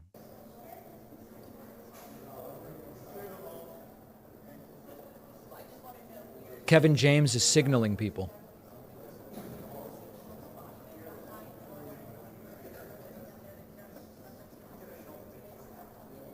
Yeah, it seems like we are moments away from something, and what that is hard to tell. Being made today, a lot of questions about whether Alvin Bragg will present what's called a speaking indictment, essentially lay out the story, lay out the case that the district attorney is trying to make here. And is there any question in your mind, Kate and Dan, whether or not this will be a speaking indictment? I presume that office, has largely shifted to speaking indictments, particularly in a case like this. So I expect we're going to see a good amount of detail, narrative, not just this sort of bare bones kind of bullet point charges. I certainly hope so, because we are all hoping, and viewers are all hoping, to get a real sense of what the case will look like when the DA puts it on. And so I have to imagine that's informing the decision. So I do expect a speaking indictment. I think that, in conjunction with the fact that he's already announced he's going to have a press conference afterwards, tells you that there's going to be information in there. I mean, this is not going to be the sort of thing where he's just going to say, okay, this is the legal charges, et cetera, and we're not going to discuss it beyond that. He's going to hold a press conference. I'd expect there's going to be detail in the indictment as well that will explain exactly what they think that the president did, why it's a violation of the law, et cetera. And that's the key, right? It's not just the law, it's the facts, and how the facts relate to the law. And that's what a speaking indictment really does, is it doesn't just say a violation of this particular law, and here's the definition of the law. It explains why the facts in this case show that there was a violation.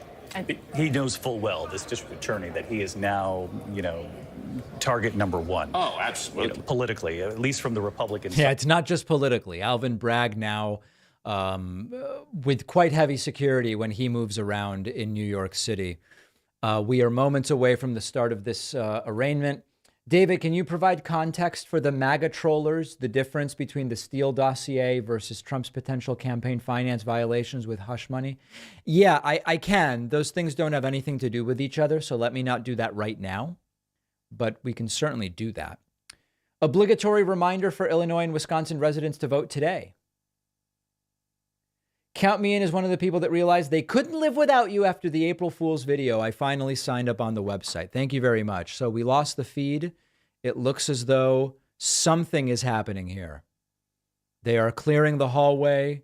A lot of action. Perhaps the judge is signaling we're going to do things the way we had scheduled to do things here. Aaron Kotursky just outside that building in Lower Manhattan Criminal Court. And Aaron, I know you are watching this on the monitor right here with the rest of us.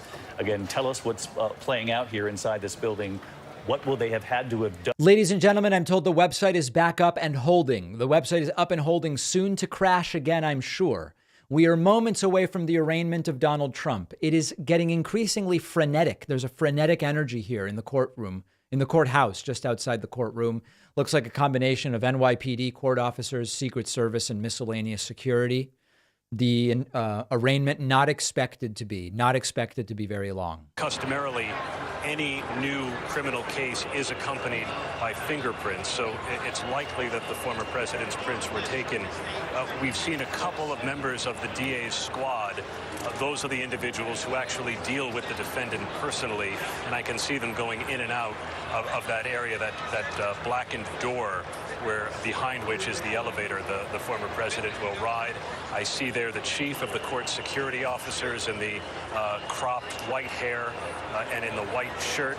And all of this movement indicates that the former president's arrival in court there on the 15th floor is imminent.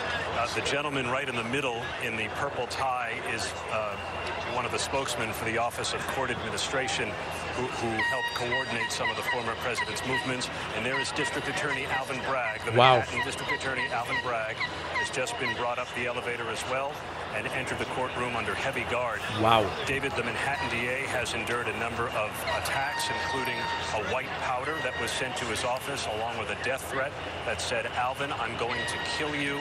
Ever since then, he has been under immediate protection. His security detail has been expanded. So has the security around some of the key prosecutors involved in this case. And you could see him there entering court under the protection of officers, David.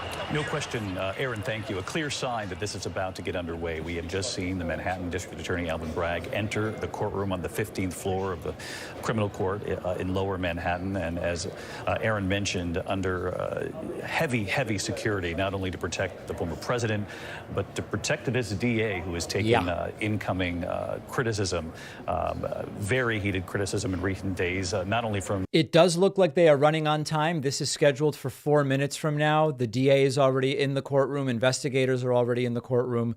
There's the feeling that something here is going on, and it does appear as though they are running on time for a 2:15 arraignment here. For this man, he's called him an animal. He's gone after him in deeply personal terms, as he's also attacked the judge. This is Donald Trump's style. It's always been his style. We know how he went after Robert Mueller and Mueller's investigations. We know how he went after the Democrats who led the impeachment drive, both impeachment drives in the Congress, and the Republicans who joined in that second drive. But now, again, he's in a criminal process where he is not in total control anymore.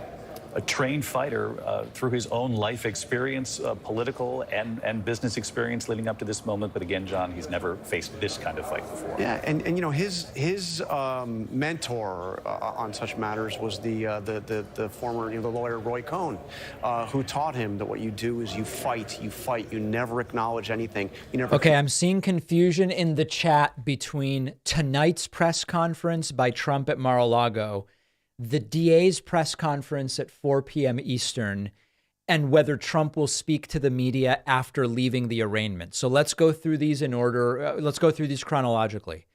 The reporting has been that Trump wants to address the media in some hallway in this courthouse when he leaves. Whether or not that will happen, I don't know.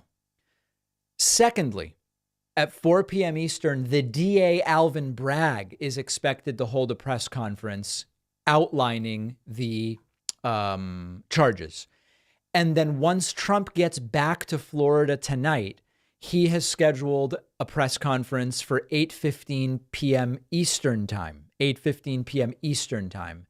And that would be a completely separate thing. Now, because Matthew and Michael just signed up on my website, putting us at 242, I believe we are going to get to 250 today, and that will lock in that second stream, which I will probably start at 7:45 p.m. Eastern time. We do not yet have the indictment. The indictment is to be revealed at this arraignment, scheduled to start 1 minute from now. 34 felony counts is the reporting. We need to wait and see what's in there. We just don't know yet. We don't know yet, but that is expected to be released very soon, imminently, in fact, I would say. A lot of discussion and chatting and different things going on here. Yeah. Any moment now, expecting Trump, I guess, to come through, unless they're bringing him in through some other door. There are many ways to get into that courtroom, as has been reported. I do want to say thanks to 5 additional folks who just signed up on my website, putting us at 248. We are almost there. We are truly almost there. Super chat coming in. It is unfortunate that not even the Socratic method would help in order to reason with these MAGA cult followers. David, do you think MAGA Republicans are a far cry from the Waco, Texas cult that was raided by ATF some years ago? I recently read a book about the Waco cult, book by Jeff Gwynne, released 2 months ago. Excellent book. I do believe that MAGA is different than the Branch Davidians, but I do agree that MAGA is extraordinarily cult-like. And, you know, we could explore the details maybe at a future moment. Thank you to the 4 additional people who just signed up for memberships. That pushes us over 250. I will stream the Trump press conference tonight at Mar-a-Lago. Let's go for 300 just for kicks, but the stream tonight is indeed happening. And thanks to PC Hippie for the Twitch Prime subscription as well. You have not missed anything other than Trump arriving at the courthouse, and he is expected to enter the courtroom momentarily. We are now at the time. It is the stroke of 2:15 on the East Coast when the arraignment has been scheduled, and any second it should start. Counts. And now the question is Donald Trump heading into court. And what is that about to look like, David? And until this moment, John, had they been given any hint from the DA's office as to what was in that indictment, or simply nothing? Nothing, David. If anything, the conversations over the last couple days have been described as pleasant logistic planning, according to my sources. And that is the extent of it. There has been no conversation as to what is in this document, if it includes felonies, if it includes misdemeanors. There's a lot of questions now, David, as to, quite frankly, what this is going to look like and, you know, what's Trump's reaction to it. A lot of aides have been texting me that are not there, bracing, waiting to see what his reaction is going to be. As we've reported here, he's been polling people over the last couple of days. What do you think this could look like? Donald Trump's one of the few people right now that knows. And of course, the question, are there any surprises in this indictment? We know it stems from the Stormy Daniels hush money payment, but whether or not the former president himself will be surprised by anything therein. Absolutely. And I think one of the other things that we've reported in the last couple of days, David, is that the DA's office, just towards the end, before the grand jury handed up this indictment, started to present evidence about another payment made by Donald Trump to another woman, Karen McDougal, that he had a relationship with around the same time as Stormy Daniels. It'll be curious, David, given the late word we got that became part of the district attorney's presentation to that grand jury, if there's anything about that case in this indictment, we're waiting to see. John, thank you. John Santucci, who has reported on Donald Trump for years for us. I just want to pause here to listen in on the silence in this hallway, 15th floor, criminal. Yeah. So we are standing by, and any moment this arraignment is set to take place. We are monitoring the scene outside of the courthouse, inside of the courthouse, a lot of different things going on. Newsmax monitoring the feed as well. We also have Right Side Broadcasting, which is covering it. It is really garnering the attention of so many, as we stand by. And listen, if this is what we have been led to believe, Trump will enter through that door in the very back of the room and then exit into the courtroom screen right as we look at it. But we also know that there are other ways to get into the courtroom, and maybe Trump is being brought in a different way, and we're not even going to see him at all, as the video is quite choppy, very, very choppy video from the courtroom, and always unpredictable. These things are often changed at the last minute for security or other reasons. Everybody's certainly acting like Trump is about to walk through here, but I don't know that we actually know that to be the case, and we're just going to have to wait and see. A couple other people have been continuing to leave voicemails for me. David, love the show. A friend of mine came up to me today, tears in his eyes, and he said, "Sir, Donald Trump has been arrested today." Yep. Keep in mind, he's a big, strong, burly man. Tears streaming down his face. Sight to behold. Oh, but seriously, You know what cracks me up? This rhetoric that the right wing is spewing out here with, if it could happen to him, it could happen to you. I mean, know. Are these people serious? Do they not know that that's something that could easily happen to them already? It's just mind-numbing.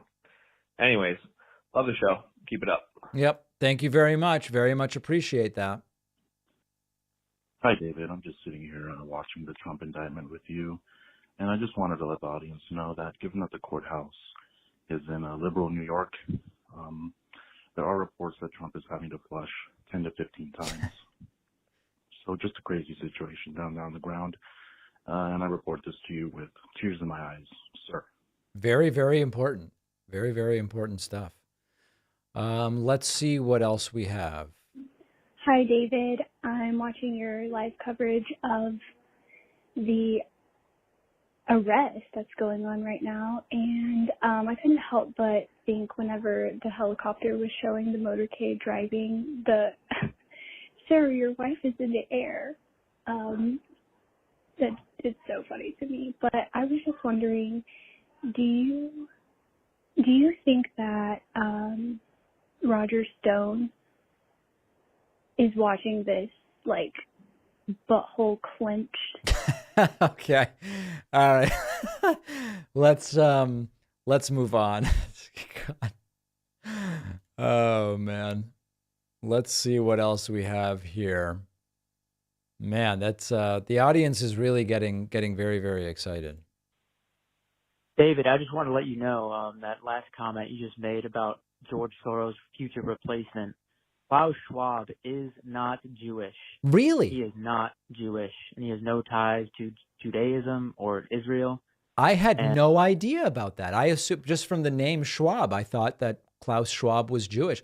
Now, do the anti-Semites think he's Jewish? Would sort of be like the next question. But that's a whole, repeat, he is not Jewish. Interesting. Very, very interesting stuff. Yo, if Trump is convicted of a felony, does that mean legally that we could be voting for someone who isn't allowed to vote? What's the legal eagle on that? Thanks. That's interesting. I mean, it's really a state question. Trump, in Florida, formerly convicted felons of nonviolent crimes do get to vote again. But the conviction, I don't know the answer to that question. That's a very interesting question, I have to admit. That is interesting. And that's about it. But these are the same officers who are there. Many of them, they've obviously enhanced the number there, who work in these courtrooms every day, who work with the juries every day, and they're just there and doing their job. They are doing their job. We saw a gentleman in the suit there and the pin, which gives it away, the Secret Service, Pierre. Layers of law enforcement gathered throughout Manhattan today. The barricades, a couple of barricades deep outside the courthouse, outside Trump Tower. That is usually the case, though reinforced, obviously knowing that the former president was coming back to New York from Mar-a-Lago. Just the coverage in the last 24 hours on cable news, the live coverage of his plane taking off from Florida and then landing in New York. Surreal in nature, though reminiscent of other inflection points along the way in covering Donald Trump, his political career. And now it brings us here to criminal court in Lower Manhattan. Every time we hear one of those tones or those bells, we wonder, is it the elevator? Is it some sort of signal? Now, we do know that they had always intended to have this arraignment at about 2:15 Eastern here in New York. We know from Aaron, John, Catherine's reporting that the president has been fingerprinted, has been processed, booked like any other criminal defendant already. Wow. That what's transpired here in the interim is that the former president and his legal team have now been given the indictment. It's important to point out that they also had no hint, like the rest of us, waiting today to see what Alvin Bragg is going to present in this courtroom as far as the indictment against Donald Trump. They have not seen it until today. So this trip up to the 15th floor in this elevator that's been reserved for the former president will no doubt include, at some point along the way, a moment to read through this indictment, to digest what they will be in that courtroom to face. And Terry Moran, this notion that once you walk into a courtroom and you're before the judge, there's nothing more stark than that moment when you realize the judge is now in control. Wow. Absolutely. Having spent a lot of time in courtrooms covering trials, as Dan did as well, that is an ominous moment for anyone in the position of Donald Trump, and we should spare a thought right now for the many, many thousands of Americans who aren't famous, who have come within the grip of the long arm of the law. Yeah. Justly, maybe some unjustly. Donald Trump now as well. And I always thought covering trials, going into courthouses around the country, that I was lucky to be a reporter because you always see people having the worst day of their lives.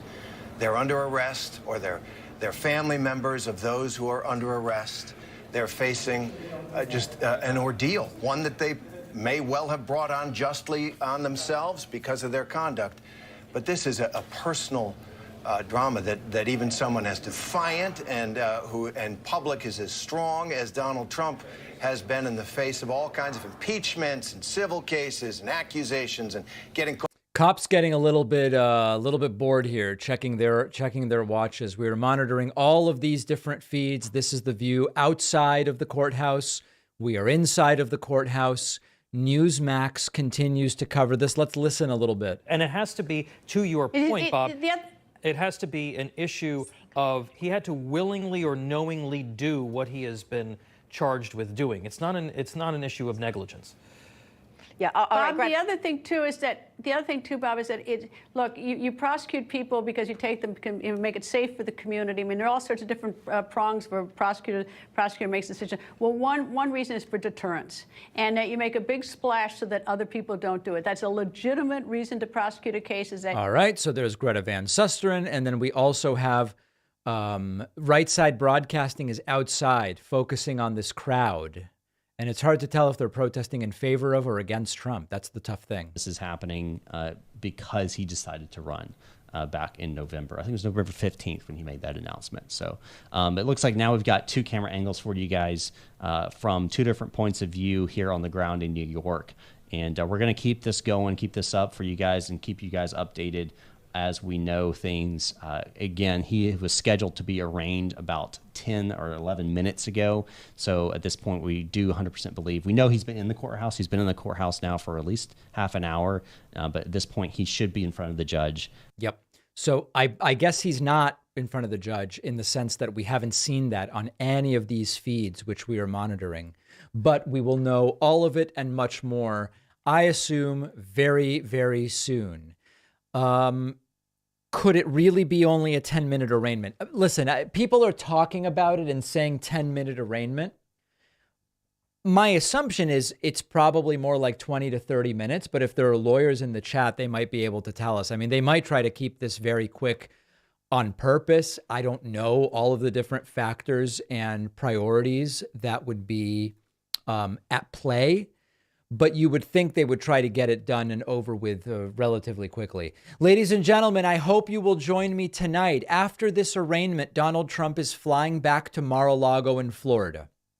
And at 8:15 p.m. Eastern, he will be holding a press conference, which I can only imagine will maybe be the most unhinged thing he will have ever done based on the troths that he's been posting lately. All right, here's a bunch more people walking through. Looks like things are starting to happen here. Bunch of people coming through. I will be live tonight. So make sure if you're watching right now on YouTube that you hit the subscribe button. It's absolutely free to do. Look at these dumps of subscribers happening on YouTube. Make sure you hit subscribe. If you're watching on Twitch, make sure you're following. You'll be notified tonight when we go live, okay? And then I'll probably go, assuming it's still 8:15. There is Trump. Look at this. Under arrest, the former president under arrest. Will you come speak to us, President Trump? And he has now entered the courtroom. That is the former president of the United States being perp walked with no handcuffs. Maybe there is Jason Miller. Look at him. Look, following behind like a puppy dog. I don't know that there's ever been a more innocent president of the United States. I really don't, folks. Could be the most innocent they've ever seen, like we've never such as seen before. All right, if you blinked, you might have missed it. Donald Trump is now in the courtroom for his arraignment. He looks scared. Folks, I have never seen Trump with that look on his face before. That looked like a genuinely terrified Donald Trump. Wow. Let's just see if we can even find that exact moment, because that was really something else. Let's see if we there. Look at this. I have never seen Trump look like this before. That looks to me, that is priceless. Is this the mugshot right here? Wow. I don't even recognize this Trump. Wow. Courthouse. There is. There's just a different feeling that even if, when he gets back to Mar-a-Lago, he starts, going back to much of the rhetoric that he's issued about this DA, et cetera. When you're in the courthouse, particularly in a courtroom, but even in the courthouse itself. Ladies and gentlemen, please understand, this may be the first of 2, 3, or 4 arrests and indictments and arraignments of Donald Trump. We may be doing this again and again and again over the next 4 to 6 months. What a moment. What a moment. An arrested former president of the United States. Incredible. That is those are a few seconds of video that are quite historic. Quite historic. All right, let me get caught up on everything else that's going on here. Okay, website. I've been told the website is working beautifully right now. Folks, if you're here to celebrate the indictment of Trump, the coupon code is indicted. Get yourself to joinpacman.com. 282 people, can't possibly be wrong. That also includes people who have supported on Twitch, and I appreciate all of you all as well. The indictment is now in the arraignment phase. Here is Donald Trump looking visibly scared, entering the courtroom to be arraigned on 34 felonies, it is believed. We are standing by for the indictment itself. It has not yet leaked, but it is expected to leak or be released very, very soon. And then we will be able to see exactly what the charges are. Donald Trump will then be leaving the courthouse. He will leave the courtroom, maybe address the media. We just don't know yet. We don't know yet whether he will address the media. Let's listen to what is on the minds of so many of the people that are calling in. Hi, David. I just wanted to say it's really been a long 4, 5, 6, 7 years, however long it's been. You got me through the 4 years of Trump, and along with Stephen King. I mean, you guys have such a great outlook on him and what we were actually going through for that entire 4 years. Wow. But have a great day, and thanks for all that you do. Thank you very much. I appreciate that. David, I think myself and others really appreciate your indicted coupon code. Huge discount on the members only show. But what if you had an indicated I know coupon code? Could we have an even bigger discount? Thanks, David. That could be. That's certainly something that we may need to look into very, very strongly. Let's see here. Hello, David. My wife Megan and I are making a prison-themed dinner for a party tonight because we've been waiting for this day so long. She's busy frying up the bologna, and I'm making the lumpy mashed potatoes. We'd like to know if you have a particular wine that you would recommend with this prison dinner. Yeah, I would go with like full body medium oak red. Full body medium oak red, probably for that. Let's listen to Chris Christie. And Dan and others is accurate. I would give you a little insight from the 7 years I was U.S. attorney. I was friends with Donald Trump during those years, and he was fascinated by the cases that I brought. And I would get notes from him on a regular basis on newspaper clips about indictments that we had brought or convictions that we had gotten. And he was always very, very interested in what the criminal process was like, cheering me on when I would bring charges against people, when I would get convictions. And this was somebody who is not unacquainted with this process, even though this is his first time as a defendant. He was interested in it. He would ask me lots of questions about it. He had lots of opinions about it. And so I think it's probably a surreal moment for him that for all the rest of his life, he was doing this as an observer. And today, he is the participant. He's the person who is being charged, being fingerprinted. And he used to ask about that process as well. How does that work? What happens when they get surrendered to the FBI? So I know that he has thought a lot about this over the years in the context of other people. But for him to be going through this today, I don't care what his staff says, this is a very, very difficult day for Donald Trump. And Chris, what do you make of the fact that, and you know him well, that he has been so successful over the years at pushing back the law, if you will, defending himself, delaying, stalling, and obviously there could be delays after this day. We fully expect them as we watch this case unfold. But the fact that he would be booked, fingerprinted, brought upstairs to the 15th floor there now, and is a criminal defendant in front of the judge as we speak. Well, David, look, two different contexts, right? He's been extraordinarily successful, as Dan had mentioned earlier, on the civil side of things. And civil, by its very nature, is a little more collegial often, a little less serious, and a little more prone to delay. There is a right to a speedy trial in the Constitution. And so prosecutors are always under pressure, try to move as quickly as possible, and judges don't let defendants normally do anything that creates undue delay. So I think his normal practice that he's been successful at on the civil side will have much less success on the criminal side of things. He may have some, but much less success. And in addition, what we're talking about here is something that he has worked hard his entire life to avoid by the way he conducts his business. No emails, no text messages. When he speaks to you about business, he speaks in a kind of code language where you don't always know exactly what he's saying, but you kind of get a feeling for what he's implying. He's done all that because I think Roy Cohn taught him to do that, not to have any paper trail. And so this is going to be interesting to see what's in the indictment, what documents they have. I can guarantee you this much. They're not from Donald Trump. I never got an email from him in the 22 years I've known him. Never got a text message from him in the 22 years I've known him. He just doesn't do it. So fascinating, Chris, when you describe those notes on newspaper clippings, and we've heard that anecdote from so many people who have interacted with Donald Trump over the years. I just got to ask you before I let you go, and I know you're going to be with us throughout the afternoon here, but before we let you go this time, if you think your one-time friend ever thought that he, after writing those notes to you, congratulating you on indictments through the years, if he would ever find himself in this position? No, I don't think he ever thought he would, because I think he thought he was too clever to ever wind up in this situation.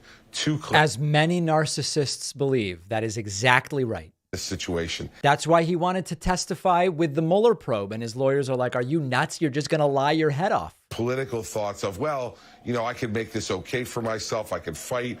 But there is also, I think, the overwhelming thought going through his mind right now is, how the hell did I get here? How did this happen to me? And how am I going to get out of it? Former Governor Chris Christie, former prosecutor himself. Chris, thank you. Always appreciate you, the context that you bring to the conversation. I want to bring back in John Santucci, who has been reporting out inside Trump world these last 24 hours. And John, you were all right. Since so many people are asking for this, like in this super chat, can you change the coupon code to indicated? Here's the deal. The real coupon code is indicted, and that saves you 50%.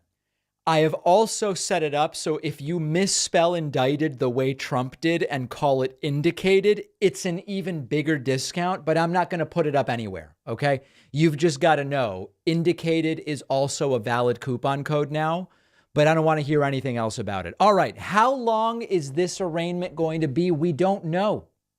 We don't know. It may not last very long, and the way that everybody is acting outside, I get the sense it may actually be quite a short arraignment. And then we are going to see Trump. And then the question is, does he plan to speak to the media? It was originally said that he was going to, Or is he going to stay silent, fly back to Florida, and then do his press conference tonight?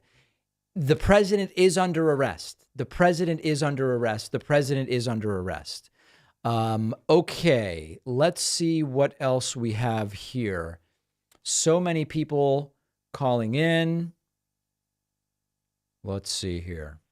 Oh, hi, David. Whoa, look at this. We have a photograph from inside. Trump at the defense table looking dejected. Folks, after all this time of this guy being the epic narcissist, seeing a dejected Trump like this is absolutely fascinating. Let's take this right here. We're going to capture it. That is something I'm going to want to tweet. Wow. Wow, wow, wow, wow. That is really something else, folks. That is have you ever seen Trump look this way? It is an extreme pleasure to see this. Dear God, look at this. All right, let's just take it all in. And, it doesn't take us to point out that he doesn't look like a happy man in these images. Obviously, he knows the weight of what he's going through in this moment, flanked by his legal team. But again, to see him looking at the lens, taking it on straight on. His eyes locked on the camera, just as it was locked on the video camera as he walked in that hallway, just as it was when he walked into Trump Tower last night. He knows that these images will become defining images of Trump's career, of Trump's life, of Trump's political career. Wow. I mean, it's extraordinary. I see the anger. I see what John Santucci's referring to there, but it's not just anger. You know what? Some kind of DRM prevented me from taking the screenshot. Can somebody send the picture of Trump at the defense table to info@davidpakman.com? Would someone be able to do that? When it was the one rally where nobody showed up, and he walked out of Marine One, he had a red "Make America Great" hat, it's scrunched up in his hand, his tie undone, and he looked like a defeated man. That looks like an angry Donald Trump, and it looks a bit like a defeated Donald Trump. In the foreground, closest to us there in the photograph, is Todd Blanche. This is the lawyer added in just the last 24 hours. And the significance of that move, Kate? I think it's right. They're taking this very seriously. So Trump already had several lawyers, right? Wow. Experienced lawyers he brought on, this high-powered former federal prosecutor. Seems to me they're taking these charges extremely seriously, whatever the rhetoric suggests. And you can see that, of course, in these images. I mean, one thing I thought of is a line from an opinion out of the Supreme Court a couple of years ago where Trump was actually trying to fight Bragg's predecessor, Cy Vance, getting some documents, financial records. Supreme Court rejected. This is really an iconic image. I'm stunned I'm speechless looking at this image. And the president is subject to the law. Certainly an ex-president is, and you can really see that in these images. And I think you're going to see different roles for the different lawyers in this case. Joe Tacopina, who you see there, the furthest in the picture, is very close with the family of Donald Trump, with Kimberly Guilfoyle and Don Jr. Is he now? And I think that's how he was initially brought into this case. And I think now you're seeing Todd Blanche being brought in to be maybe the lead sort of legal voice on this. Joe Tacopina. All right, guys, I got the image of Trump. No need to keep sending it to me. 42 people sent it. 42 people sent it. We got it. We got the image. Thank you, everybody. Television. He knows the message that Donald Trump wants to convey, but that's different than what you argue in court. I mean, we saw, for example, in the 2020 election legal arguments, Rudy Giuliani sometimes would argue one thing in court and then come outside of court and say something very different. Here, at least, you have different lawyers who can take on different roles in the Donald Trump defense. And again, this comes back to the intersection of politics and the law, which is some of the lawyers, Joe Tacopina, can maybe be the face of the team, can be out there, can be defiant, can be battling it out for Donald Trump. And yet inside court, you'll have different lawyers making very strictly legalistic arguments. I think that in and of itself underscores the argument most of all that he's taking this seriously. As you pointed out, Rudy Giuliani played both roles along the way in so many of these moments. In this case, you have the public face to the right there of the screen, and then the two attorneys on the left, Susan Nicholas, obviously, and then the lawyer added, Todd Blanche, in the last 24 hours. They are on President Trump's right-hand side. All right, the arraignment is well underway. I don't don't think it's going to be that much longer from the reporting that we've gotten, and then Trump will come out, and then we will see him, Secret Service and court police and NYPD. Everybody is standing by for this, and this is going to be quite a moment as Trump exits. We don't know yet whether he will be addressing the media or whether he will not. Super chats. David, sir, your member page isn't loading. It just loaded. We are doing everything we can to scale resources. It just loaded beautifully. And both Mark Iris as well as Kyle Fox just signed up, pushing us to 304. I promise you it is indeed working. Let's listen to a couple other voicemails here. Hey, David. Yeah, this situation is with Trump is indicative of the indictment, and absolutely brilliant. I'm so happy. Thank you. I'm watching you. You're great, brother. Thank you so much for what you do. All right. A lot of people very, very happy here. Hey, David. Oli from Dallas, Texas. And, man, I can't believe this day is actually happening. Under arrest for, being a criminal. It's a great day for America, and I know people like Ted Cruz, my shameless senator, is saying that this is the death of the rule of law. Right. Listen, man, if you mess around, you're gonna find out. And I'm sorry that the guy that you support is a thug, but these things happen when you commit crimes. So yeah, listen, the Tangerine Terror, the Mango Menace, he's not going to do a day of prison time, and I want everybody to remember that. But this is at least him not being completely above the law. Completely above the law. David, sir. Bonnie from Utah. Hey, I'm watching your coverage. It's a pleasant day in the neighborhood. I was wondering what you think about now having arrestee Trump having to submit his DNA along with his fingerprints and his photo because he is arrested. Do you think that will impact Stormy Daniels' case? Because she has DNA, they just need something to match it to. A bunch of people wrote to me about that. I don't know. Hey, pinch me. Is this really happening? Oh, my God. Did Trump just go into the courthouse, in the courtroom? Oh, this is the greatest day of my life. Good job, Dave. Later. Well, people are like elated out there. It's really, really crazy. Wow. That is something else, huh? David, sir, I cannot attest for Roger Stone, but from the looks of it, the former president is fully clenched. Oh, my goodness. David, Jeannie B. here from Melbourne, Florida. I've been watching you for several years now. Just wanted to say what a great day today is. Thank you for covering it. I feel like justice is starting to be done, and I couldn't be happier. I also just quit smoking 7 days ago. Congratulations. That's a great thing to do. Free to leave until a judge releases him, likely on his own recognizance. This is not a bail-eligible crime that he's going to be charged with and plead not guilty to. But he is not free to go until the judge says he's free to go. So those court officers are there both for his own protection and as I think a vivid symbol of his predicament right now, David. Aaron, what's your understanding as to how quickly the rest of us will learn what's in this indictment? It should come at any moment as soon as the proceeding is complete. And our best indication that it was underway is the release of these images, because the photographers that were allowed in to snap photos were only allowed while the judge was not on the bench. So as soon as those photographers were escorted out and were able to show us these pictures, that means the judge is on the bench and the proceeding by now well underway. all the former president has to do is enter his not guilty plea. There may be some housekeeping matters, another date set for a status conference or a motion schedule, and then the judge will formally conclude the proceeding. I'm also struck by one other element in this photo, David. Behind the officers, you would normally see spectators in that first row.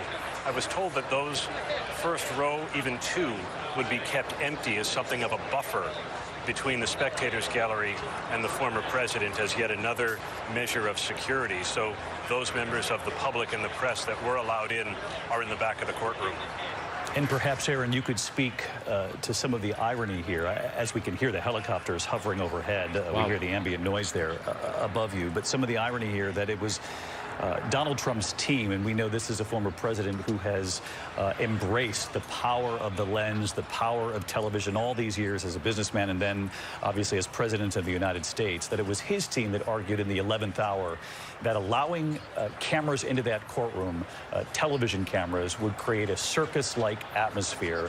They made a convincing argument. The judge agreed with them, which is why we're seeing these still photos instead.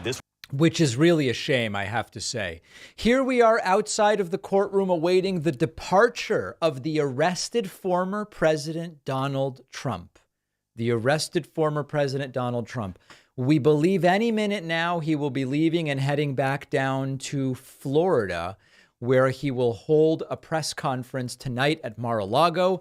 I will be live at 7:45 p.m. Eastern time tonight for that press conference, which I expect to be completely whacked, just absolutely outrageous. If you're just joining us, the coupon code today is indicted, and another 8 people just signed up using it. We also have a secret coupon code, which is indicated, which was the way Trump misspelled indicted on Troth Central the other day. And you can feel free to use either or neither or both or whatever it is that you would like. Let's see what else we have. People are just calling in like crazy. Hey, David, this is Joey Tacopino, Trump's attorney. And I just wanted to say it may sound like I'm in a vehicle. It's because I'm running a little late. It's why the arraignment is taking so. All right. I know some people like that type of comedy. That's not necessarily for me. I do appreciate the call, though.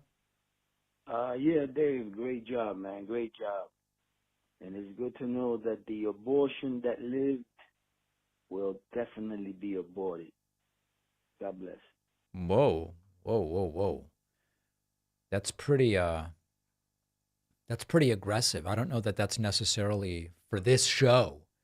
It's a bit much. It's a bit much, I have to say.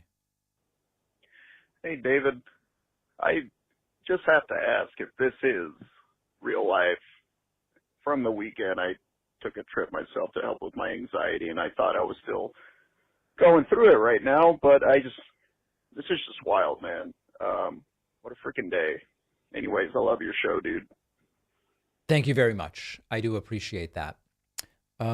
Let's see what else we have going on here. All right, let's listen to the ABC coverage. And it may sort of reflect exactly the same language in a lot of the counts, just a little bit of a different fact as to which record, et cetera. So we don't know exactly, how detailed or complicated the indictment is going to be. But yes, I would expect that we should be getting this very soon.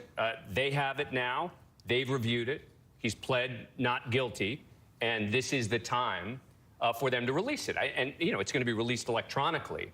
So there's no, it's not like they're literally need to walk out of the courthouse to deliver it to somebody. They've got it there, and they just have to decide when to release it. Dan, what do we see after this? I mean, take us through what the American public will see. They'll enter the plea. They'll leave the courthouse. They'll head back to Mar-a-Lago. The rest of us will start reporting out what's inside this indictment. But where does the case go from here? This is just the very beginning. Yeah, this is going to take a while. I mean, the first thing is going to be, there are going to be motions, right? There are going to be efforts by the defense in particular to dismiss the case, to limit the charges. If there are felonies, to say the felonies should go away. There's going to be a whole list of arguments that the defense is going to make. We have an update from CBS News that Trump has already pled not guilty. 4 counts. As Scott just noted, it is worth reminding people that What's happening inside this courtroom will not be broadcast or photographed. We just got a couple of these still pictures from the very top of it.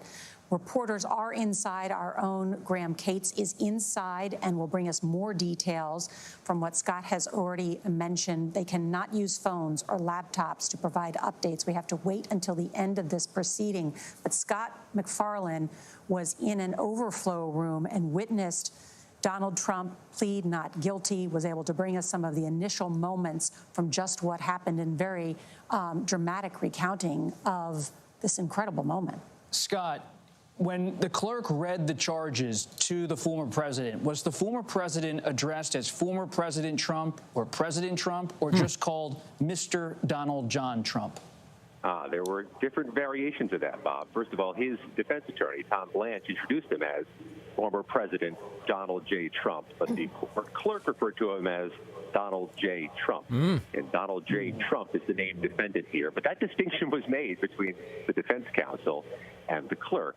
All of this is clear to hear in the courtroom and in the overflow room. And let me explain why. These are pretty moderate-sized rooms. I mean, think of a large high school classroom, maybe a small school library or cafeteria. This is a small place, and it's a grand contrast to the federal court system, to the other courts that we walk into in which there are spectacle trials or spectacle arraignments. This just feels and looks different. Scott McFarlane, thank you. Stay with us, if you will. I know John Dickerson is here with us as well. Scott, you mentioned that DA Alvin Bragg is there. Anything else from the prosecution table? And also, did everybody march right in and take their seats, or was there any? Sometimes there's a little bit of milling about in which the lawyers at least nod at each other, or they have some commerce that they've already engaged in setting this moment up, and they will have to engage with each other again. Was there any of that in the courtroom? Wow. Yeah, we see that so frequently in criminal cases where groups just kind of assemble piecemeal. That was not the case here. I mean, Secret Service is running security along with New York Police and New York State Court Police. There was a regiment here, John, where everybody was seated in place with security in place before the prosecution team arrived, which happened almost exactly at 2:15 Eastern Time.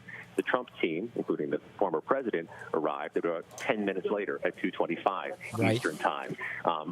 But once the defendant was seated and once the defense team was seated, the judge entered moments later with the clerk, announced the initiation of this proceeding. But there was a small and micro proceeding before it, that matter of dealing with the media request for access. Once the judge disposed of that with no comment from the prosecutors or the defense attorneys, they moved on to begin this historic indictment.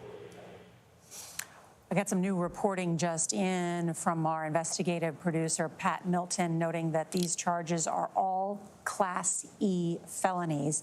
And to note, felonies carry prison time, misdemeanors do not. Ricky, we've been talking about this. What do you think the significance is that the district attorney's office, Bragg's office, bumped up all these charges to these Class E felonies, which I understand are the lowest class of felonies in New York State Penal Code? Correct. From a misdemeanor punishment of a year to a Class E felony with a punishment of 4 years.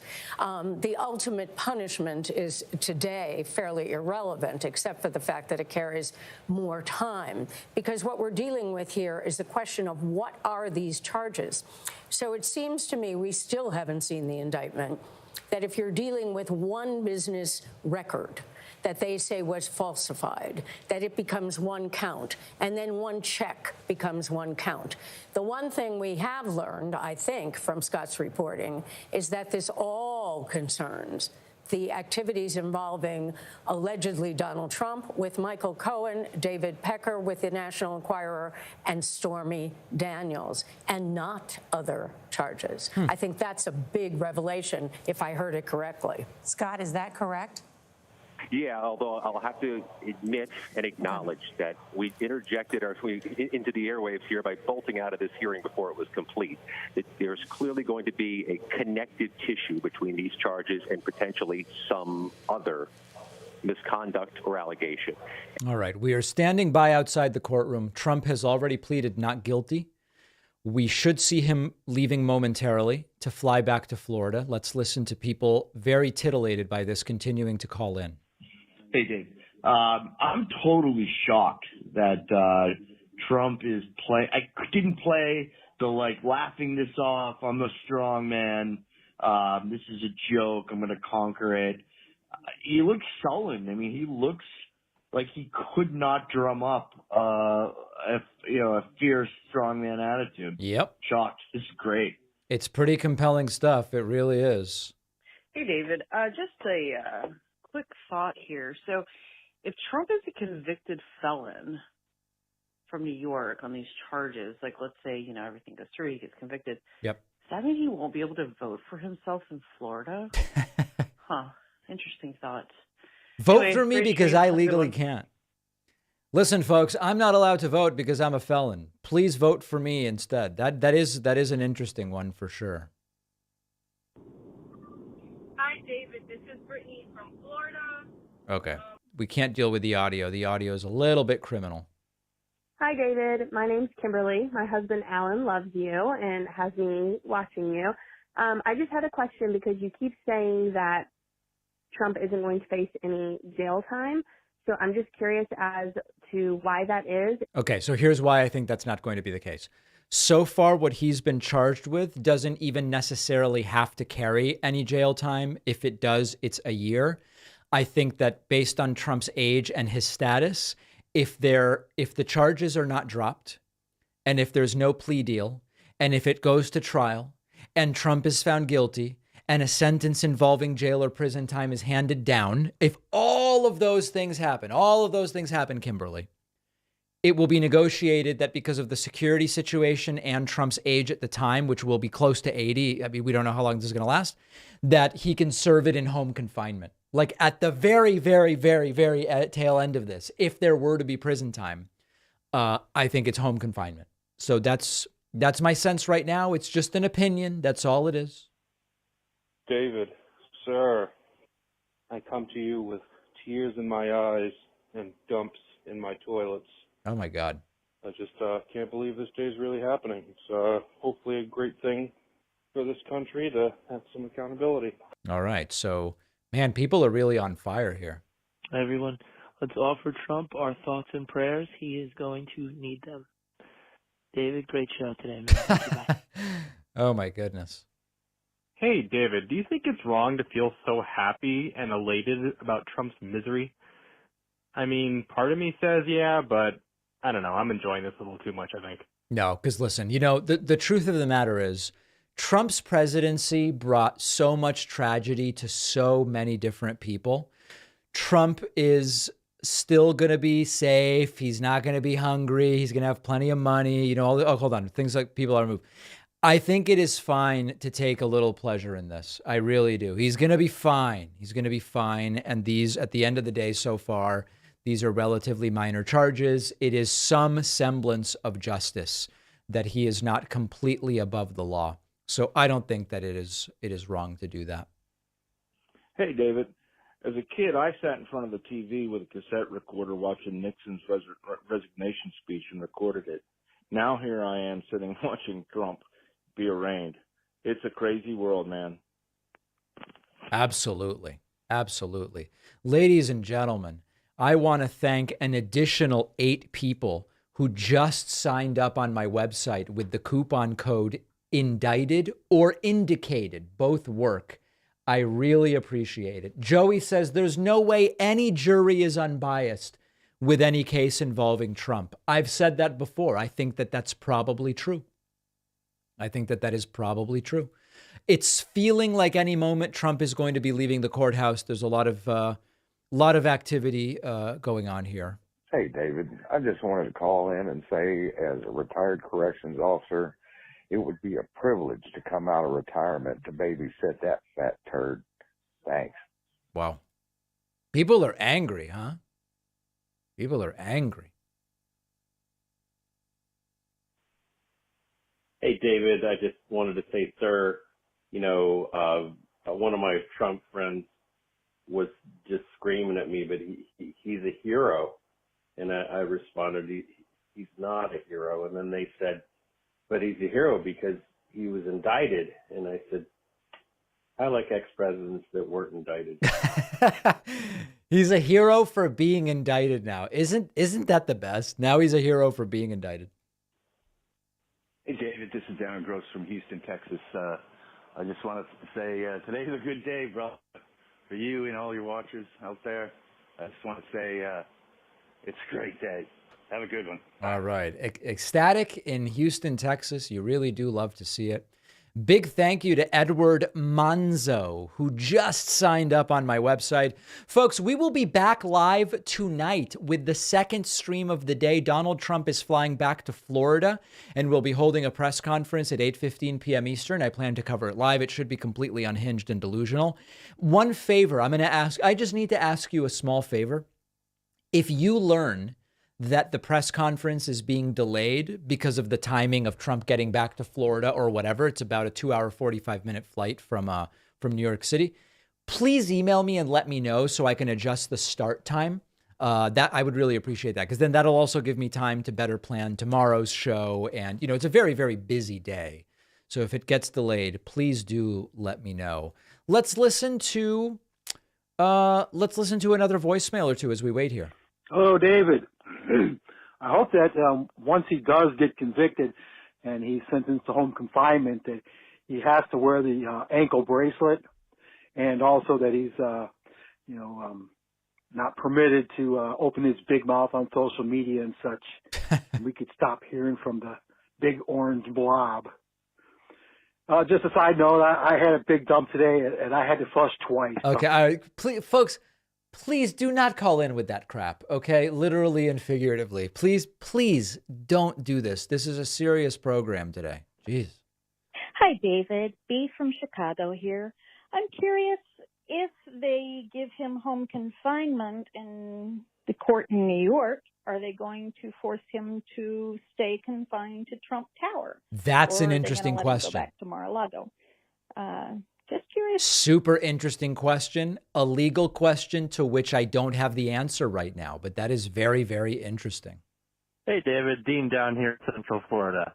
Yeah, this is crazy. I feel like this is going to be something talked about in textbooks and stuff for years to come. These pictures are going to be shown online on lectures and giant lecture halls.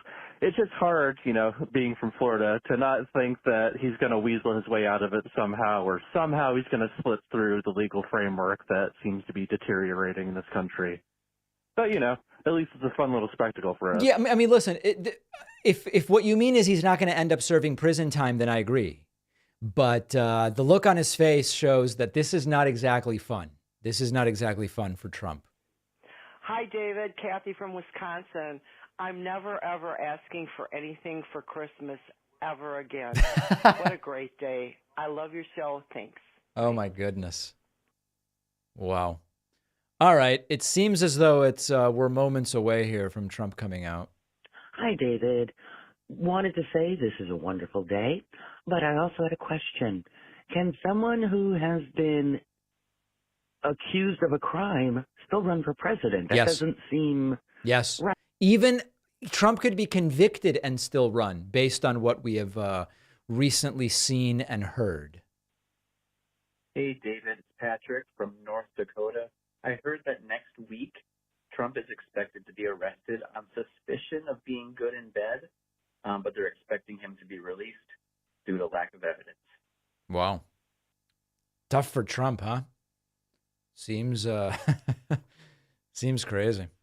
Hey, David, it's Jay from Tennessee. As happy as I am seeing everything unfold with the name of Mephistopheles and his indictment and arrest, I do have a little bit of anger that they have treated him so much with kid gloves, no handcuffs, no mugshots, no nothing. It just kind of continues to show how he is just treated just a little bit differently than everybody else. And it quite frankly, it pisses me off that they are not treating him like any other criminal. President or no president, we're supposedly, none of us are above the law.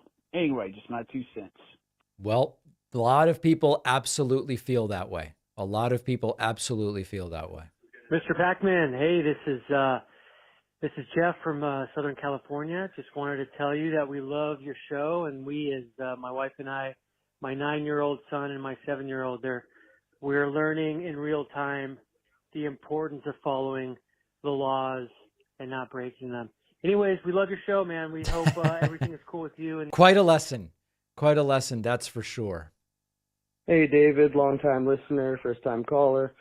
Just curious, what do you think your perspective is on whether this is going to rile up the base and really embolden the crazies, and also... Okay.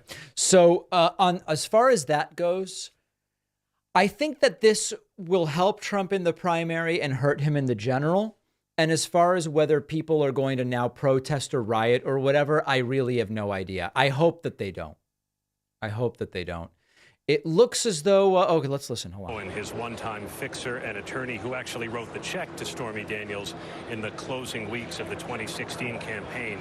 There were 11 reimbursement checks sent to Michael Cohen, and each of those can represent a count. There's the bad check, there's the bad invoice, and then there's the bad entry on the Trump Organization's general ledger. So 11 reimbursement payments times each of those three things gets you to 33 felony counts, assuming the counts have been elevated by some underlying crime, some reason why the business records were allegedly falsified. What's the 34th count? Still waiting to find out as we wait to get our hands on that indictment. Whoa. Again, the former president inside court now for well more than a half an hour. As they go down these counts, he has pleaded not guilty to the crimes laid out. And as we were talking earlier, we believed going in, and we wanted to wait until we heard officially, but we believed going in that many of these counts would mirror one another, and that's exactly what we're seeing play out. Yeah, and you heard Aaron Katersky laying it out there, right? Which is that it's all out of the same series of events, and that there are numerous counts, which is not atypical of prosecutors laying out a case. And all right. So part of the delay may be that they are reading each count one by one. That's certainly possible. Here's the scene outside the courthouse. Newsmax. What's Newsmax up to? Wanting to see what's next. Guys? All right. Thank you very much, Michael Carter. So we are anticipating the president coming out. We've got Amir Benno with us, and joining us also Thane Rosenbaum, a constitutional attorney at Touro College and Touro University, and former lieutenant governor for the state of New York. Betsy Haven't McCoy. heard of that school. Betsy, your thoughts right now as we've seen this. And that picture right there, obviously that's going to be plastered everywhere. It is right now with social media. You know, it used to be you would do things for the 6 o'clock news, right? Now it's for social media. It happens almost immediately. So this picture now of the former president of the United States in court being charged on 34 counts. That's right. Well, it raises a very important issue, which is since this accusation, this indictment is clearly a political hit job, right? We want the American people, not just the 12 jurors selected from this very... A lot of copium here. But the American people, all the jurors in the United States, to see this trial live on television. And to do that, we must change the law because, believe it or not, New York is one of only 2 states in the United States that prohibits cameras, live television coverage. I agree. There should be cameras. Yet, the people should see the legal gymnastics that Bragg is using to circumvent the statute of limitations, to change misdemeanor into a felony, and to slice and dice one transaction into 34 felony counts. Yeah, Thane, let's go to those 34 counts. Again, 34 counts of falsifying business records, but look at this in guy. the first degree. I think that phrase is what makes this even more important. Kind of break it down for us. Well, Katrina, without the campaign finance law violation, right? If without that, it couldn't be in the first degree. The district attorney could have filed this on his own without the grand jury, just to show you how low level an offense the falsification of business records are, that you didn't technically need them for that. You needed it to tie it to make it a felony. And that's why we're here, right? Because in any other instance, this thing would have just been handled by the district attorney alone. And so the need... very incisive analysis here about just how unfair all of this is to Donald Trump, as I'm sure you can imagine. Do I still think that the press conference will be on time? I have no idea. Trump's press conference is scheduled for 8:15 tonight, but back in Florida. And I don't know what the assessment was about how long this was going to last and how long it is lasting. I just don't know. We're going to follow it as closely as we can. Super chats are coming in here. Felons can't vote, correct? Yeah, we could have a situation where Trump is on the ballot, unable to vote, but others can vote for him, which would be pretty interesting and compelling, I have to say. Let's see what other super chat, voicemails rather, we have. Hi, David. It's Jen from Providence. So I'm in a nice liberal area now, but having grown up in Louisiana, are you concerned that some parts of MAGA country are going to erupt into riots and violence and such as a blowback from this? Yeah, I hope it doesn't happen, but I am worried that the MAGAs are going to riot. I was just kind of wondering that too. Also, do you think in lieu of conjugal visits, is he just going to have McDonald's and KFC delivered? Yeah, no, that could be. Trump may negotiate a bucket of chicken and stuff like that, crispy strip meal and double coleslaw, although he's never really struck me as much of a vegetable guy. But that I have to tell you, that KFC coleslaw is really something else. Hey, David. Love the show. Got big, massive tears in my eyes today. Everybody seems to be enjoying today. The photo from him in the courtroom, I think, is going to be plastered on every MAGA T-shirt from here on out. I think they're just going to use it as a woe is me thing. So I don't know. You know, Trump looks like such a loser in the picture that I actually don't know that it really. I think if Trump had gotten a mugshot and he could have sort of framed himself as looking super strong, that's something MAGA might have turned into a T-shirt. But Trump looks so dejected and like such a loser in the picture that was shown that I don't know that MAGA is necessarily going to be thrilled about publicizing that necessarily. Let's listen to Chris Christie. A perfect example of prosecutorial discretion. You know, federal prosecutors and prosecutors throughout the American system are given the discretion, even if they believe a crime may have been committed, to make an evaluation. Is this worth the expenditure of resources compared to the other challenges I have in my particular jurisdiction? And I think it's where Pierre's comments come particularly into focus here. You know, when you look at the timing of all this, no doubt there's DOJ policy that says impeachment is the only way to deal with a sitting president. So now once you get past January 20th, DOJ has to look at the resources they're bringing to bear here. They wanted those resources to be brought to bear on January 6th, I'm sure. And that was a prosecutorial judgment made probably by the Attorney General of the United States and passed down to the U.S. Attorney's Office in the Southern District of New York to say, we're not wasting our time and resources on this. Our focus regarding Donald Trump's conduct is going to be on the intervening problem of January 6th and what crimes were committed there by people in his orbit, by the people on Capitol Hill, and ultimately maybe by the president himself. And so, you know, prosecutorial discretion is an important part of what makes our system different than the European system, for instance. And this is where I think Alvin Bragg is going to get himself open for the most criticism. With crime running as rampant as it is, violent crime, in the borough of Manhattan and all across the city of New York. But remember, crime rate is higher in Oklahoma City.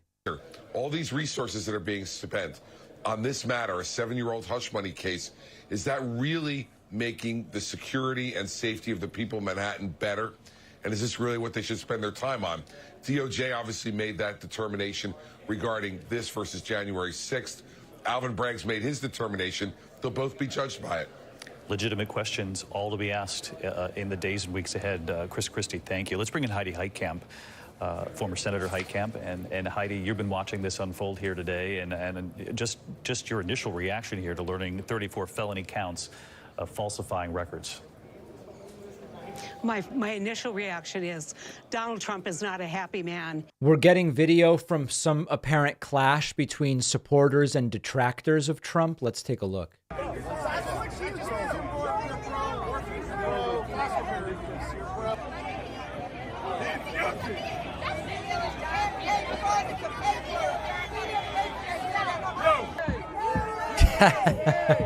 Oh, God.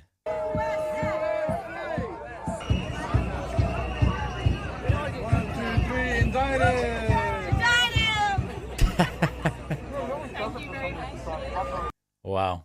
That's something, huh? Trump's going to be successful moving, seeking and securing the presidency. He needs to move one group that he lost between 16 and 20, and that's suburban, Republican-leaning women. And they aren't going to like what they see in this indictment. They aren't going to like, Donald Trump's between a rock and a hard place politically right now, because if he acknowledges the liaison and says it was no big deal, I did this, purposefully, NDAs were signed, then you're going to have a bad political problem with the group that you need to secure for the presidency. And so the political ramifications are very stark here, in my opinion. We asked the governor, we've asked him, a number of contributors here, Heidi, what they made of the 3 or 4 seconds of the former president going into the courtroom. He lasered in on the camera, those still images of him flanked by his attorneys. You've watched the Trump years unfold. What did you make of those images? And I've spent time with the president, and if you look there for a moment, he narrows his eyes. It's kind of a stink eye at the camera. I don't think he feels defeated nearly as much as he is seething with anger because he is not in control. He thinks and believes that this is all nonsense, and he's got to go through this very difficult process. And at the end of the day, I think he's smart enough to know this may reignite the MAGA base. He may be the martyr for the MAGA movement, but this is not a procedure that helps him secure the presidency of the United States. Correct. Heidi, we always appreciate your contributions as well. Our thanks to you and to Governor Christie. I want to bring in Mark Updegrove, presidential historian, LBJ. All right, we're continuing to monitor for Trump's exit. Deceive, it must also show that there was an intent to deny an individual or individuals of properties or financial assets, and they think that will be a very stiff climb in this case. Trustee, as I mentioned, is also part of the Mar-a-Lago classified documents case. And he pointed to the fact that other attorneys in that case have been present before the grand jury for the special counsel, and most notably Tim Parlatore. Parlatore told me personally that when he went to the grand jury in December, that he felt his testimony to the grand jury was unexpected and unhelpful, his words, to the special counsel, because he argued that his actions and the actions of the former president did not show a willfulness to retain the records, rather what he described as a willingness to provide back the records once they had been identified. So it does seem as though the court officers are sort of starting to get a little bit bored. Let's see what's happening outside the courthouse. I have a feeling that Alvin Bragg is going to be relying on COVID to get around the statute of limitations argument, because during the lockdown, Governor Cuomo and then Governor Hochul imposed a toll on the statutes of limitations in criminal and civil cases. So if you subtract the 2 years from that toll, it brings you right within the 5-year window of the statute of limitations that you would need in order to charge these crimes against President Trump. So of all the galling things that came out of COVID, I expect this to be just another one. There's also another argument, that adds to what Amir said, which is that Donald Trump, there's an argument to be made that you have to be consecutively in the state. So the fact that he lived in Florida, in New York, in D.C. as president. Also, the Justice Department Office of Legal Counsel has its own policy that while you're president of the United States, you can't be prosecuted, and the time period within that you're staying in the White House doesn't count against the statute of limitations. Yeah, and I want to get to our political analyst, Mark Halperin, who also is here with us. A lot of shaky stuff happening here as far as a lot of this legal speculation goes. That's for sure. As we monitor a number of different feeds and stand by for Donald Trump leaving his own indictment. Let's see what else we have. Hi, David. This is Carrie from Minnesota. Love your show. I'm just quite, I guess my hope for our country is that Donald Trump not be able to run for office. It scares the bejesus out of me that he could end up our president in 2024. even if convicted of some of these crimes. Yes, he could. It's amazing. But it seems I recollect a case where a judge actually ordered a January 6th defendant, like at sentencing, to leave his office. It seems like it was a local seat that this man was elected to, possibly city council, something like that. And at the time of sentencing, the judge in that case, noted, I believe, a federal statute saying you're convicted of this crime, you can't hold office any longer. Can that occur with Trump? We're getting very, very far ahead of ourselves. I don't know about that, but that is great question. We will have to explore that. I just don't have an answer at this point in time. I don't. Hey, David. Great day. Congratulations to all of us right-thinking, decent human beings in the United States of America. It's pretty good stuff. Thanks for covering it. I just have a question about the Republican primary. If Trump does not end up the primary candidate for the Republican Party, do you think that he will start his own party as he has alluded to in the past? I would love for Trump to do that. It would destroy the Republican Party. It would truly destroy the Republican Party if Trump did that. Hi, David. I'm a longtime listener. This is Tony from Louisiana. And I just want to say what a great day it is today watching the maggots melt down over Mango Mussolini finally facing justice. Anyway, have a great day, David. I'm enjoying the show, enjoying the live feed. Hope everybody's relishing in knowing that today it was proven in America that nobody is above the law. Wow. Bye. All right. Very, very powerful stuff. Doors are opening. Let's watch. Our eyes are trained. There's some activity here, Secret Service coming out. Let's just stick with this live picture. There's Trump. There he is, the former president. Let's listen. President Trump, how did you plead? President Trump.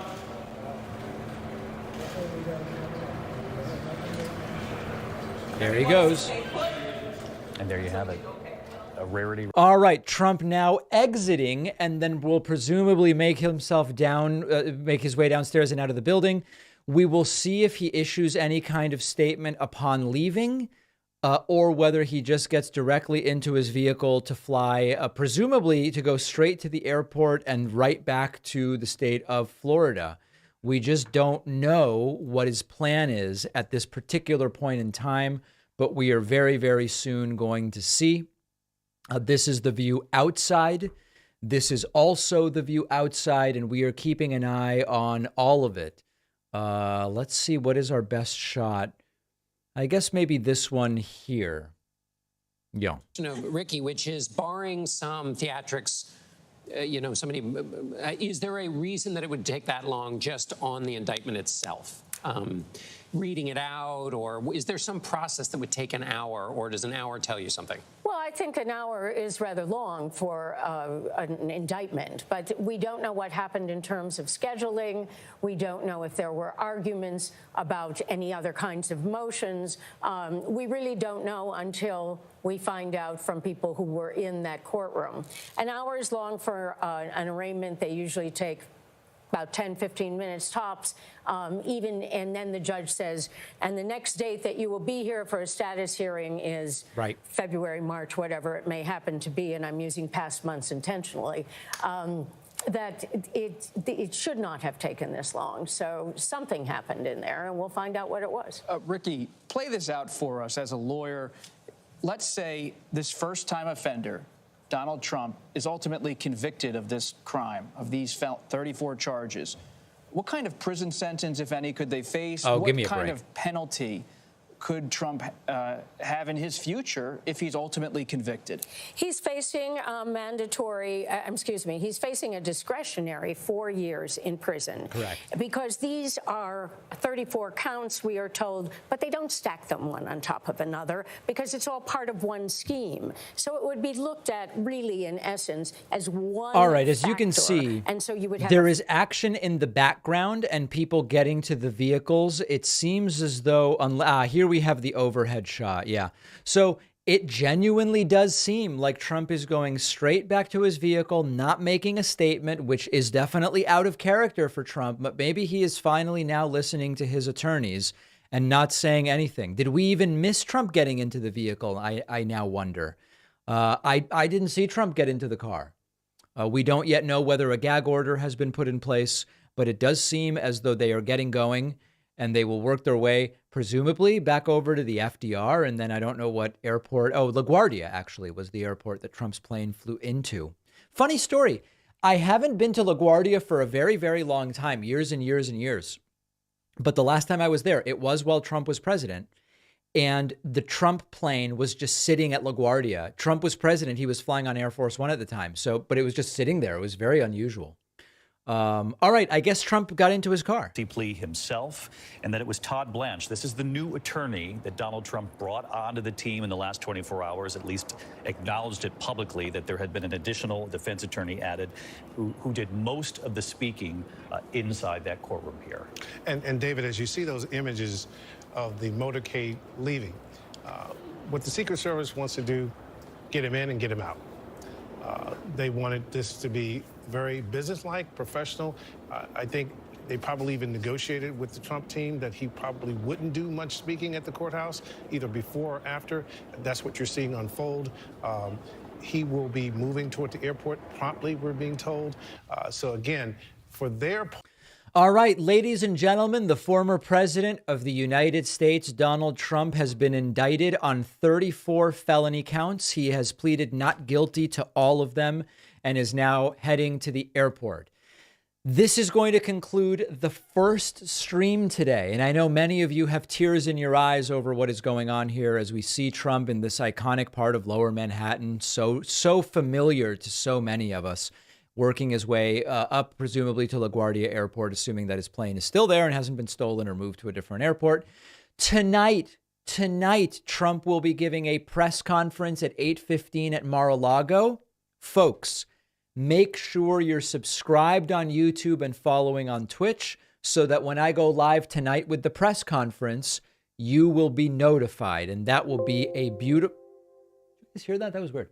That will be a beautiful moment. All right, everybody. Thank you for joining me. Trump arrested, indicted. See everybody tonight. That's in about 4 hours and 45 minutes. Congratulations, everyone.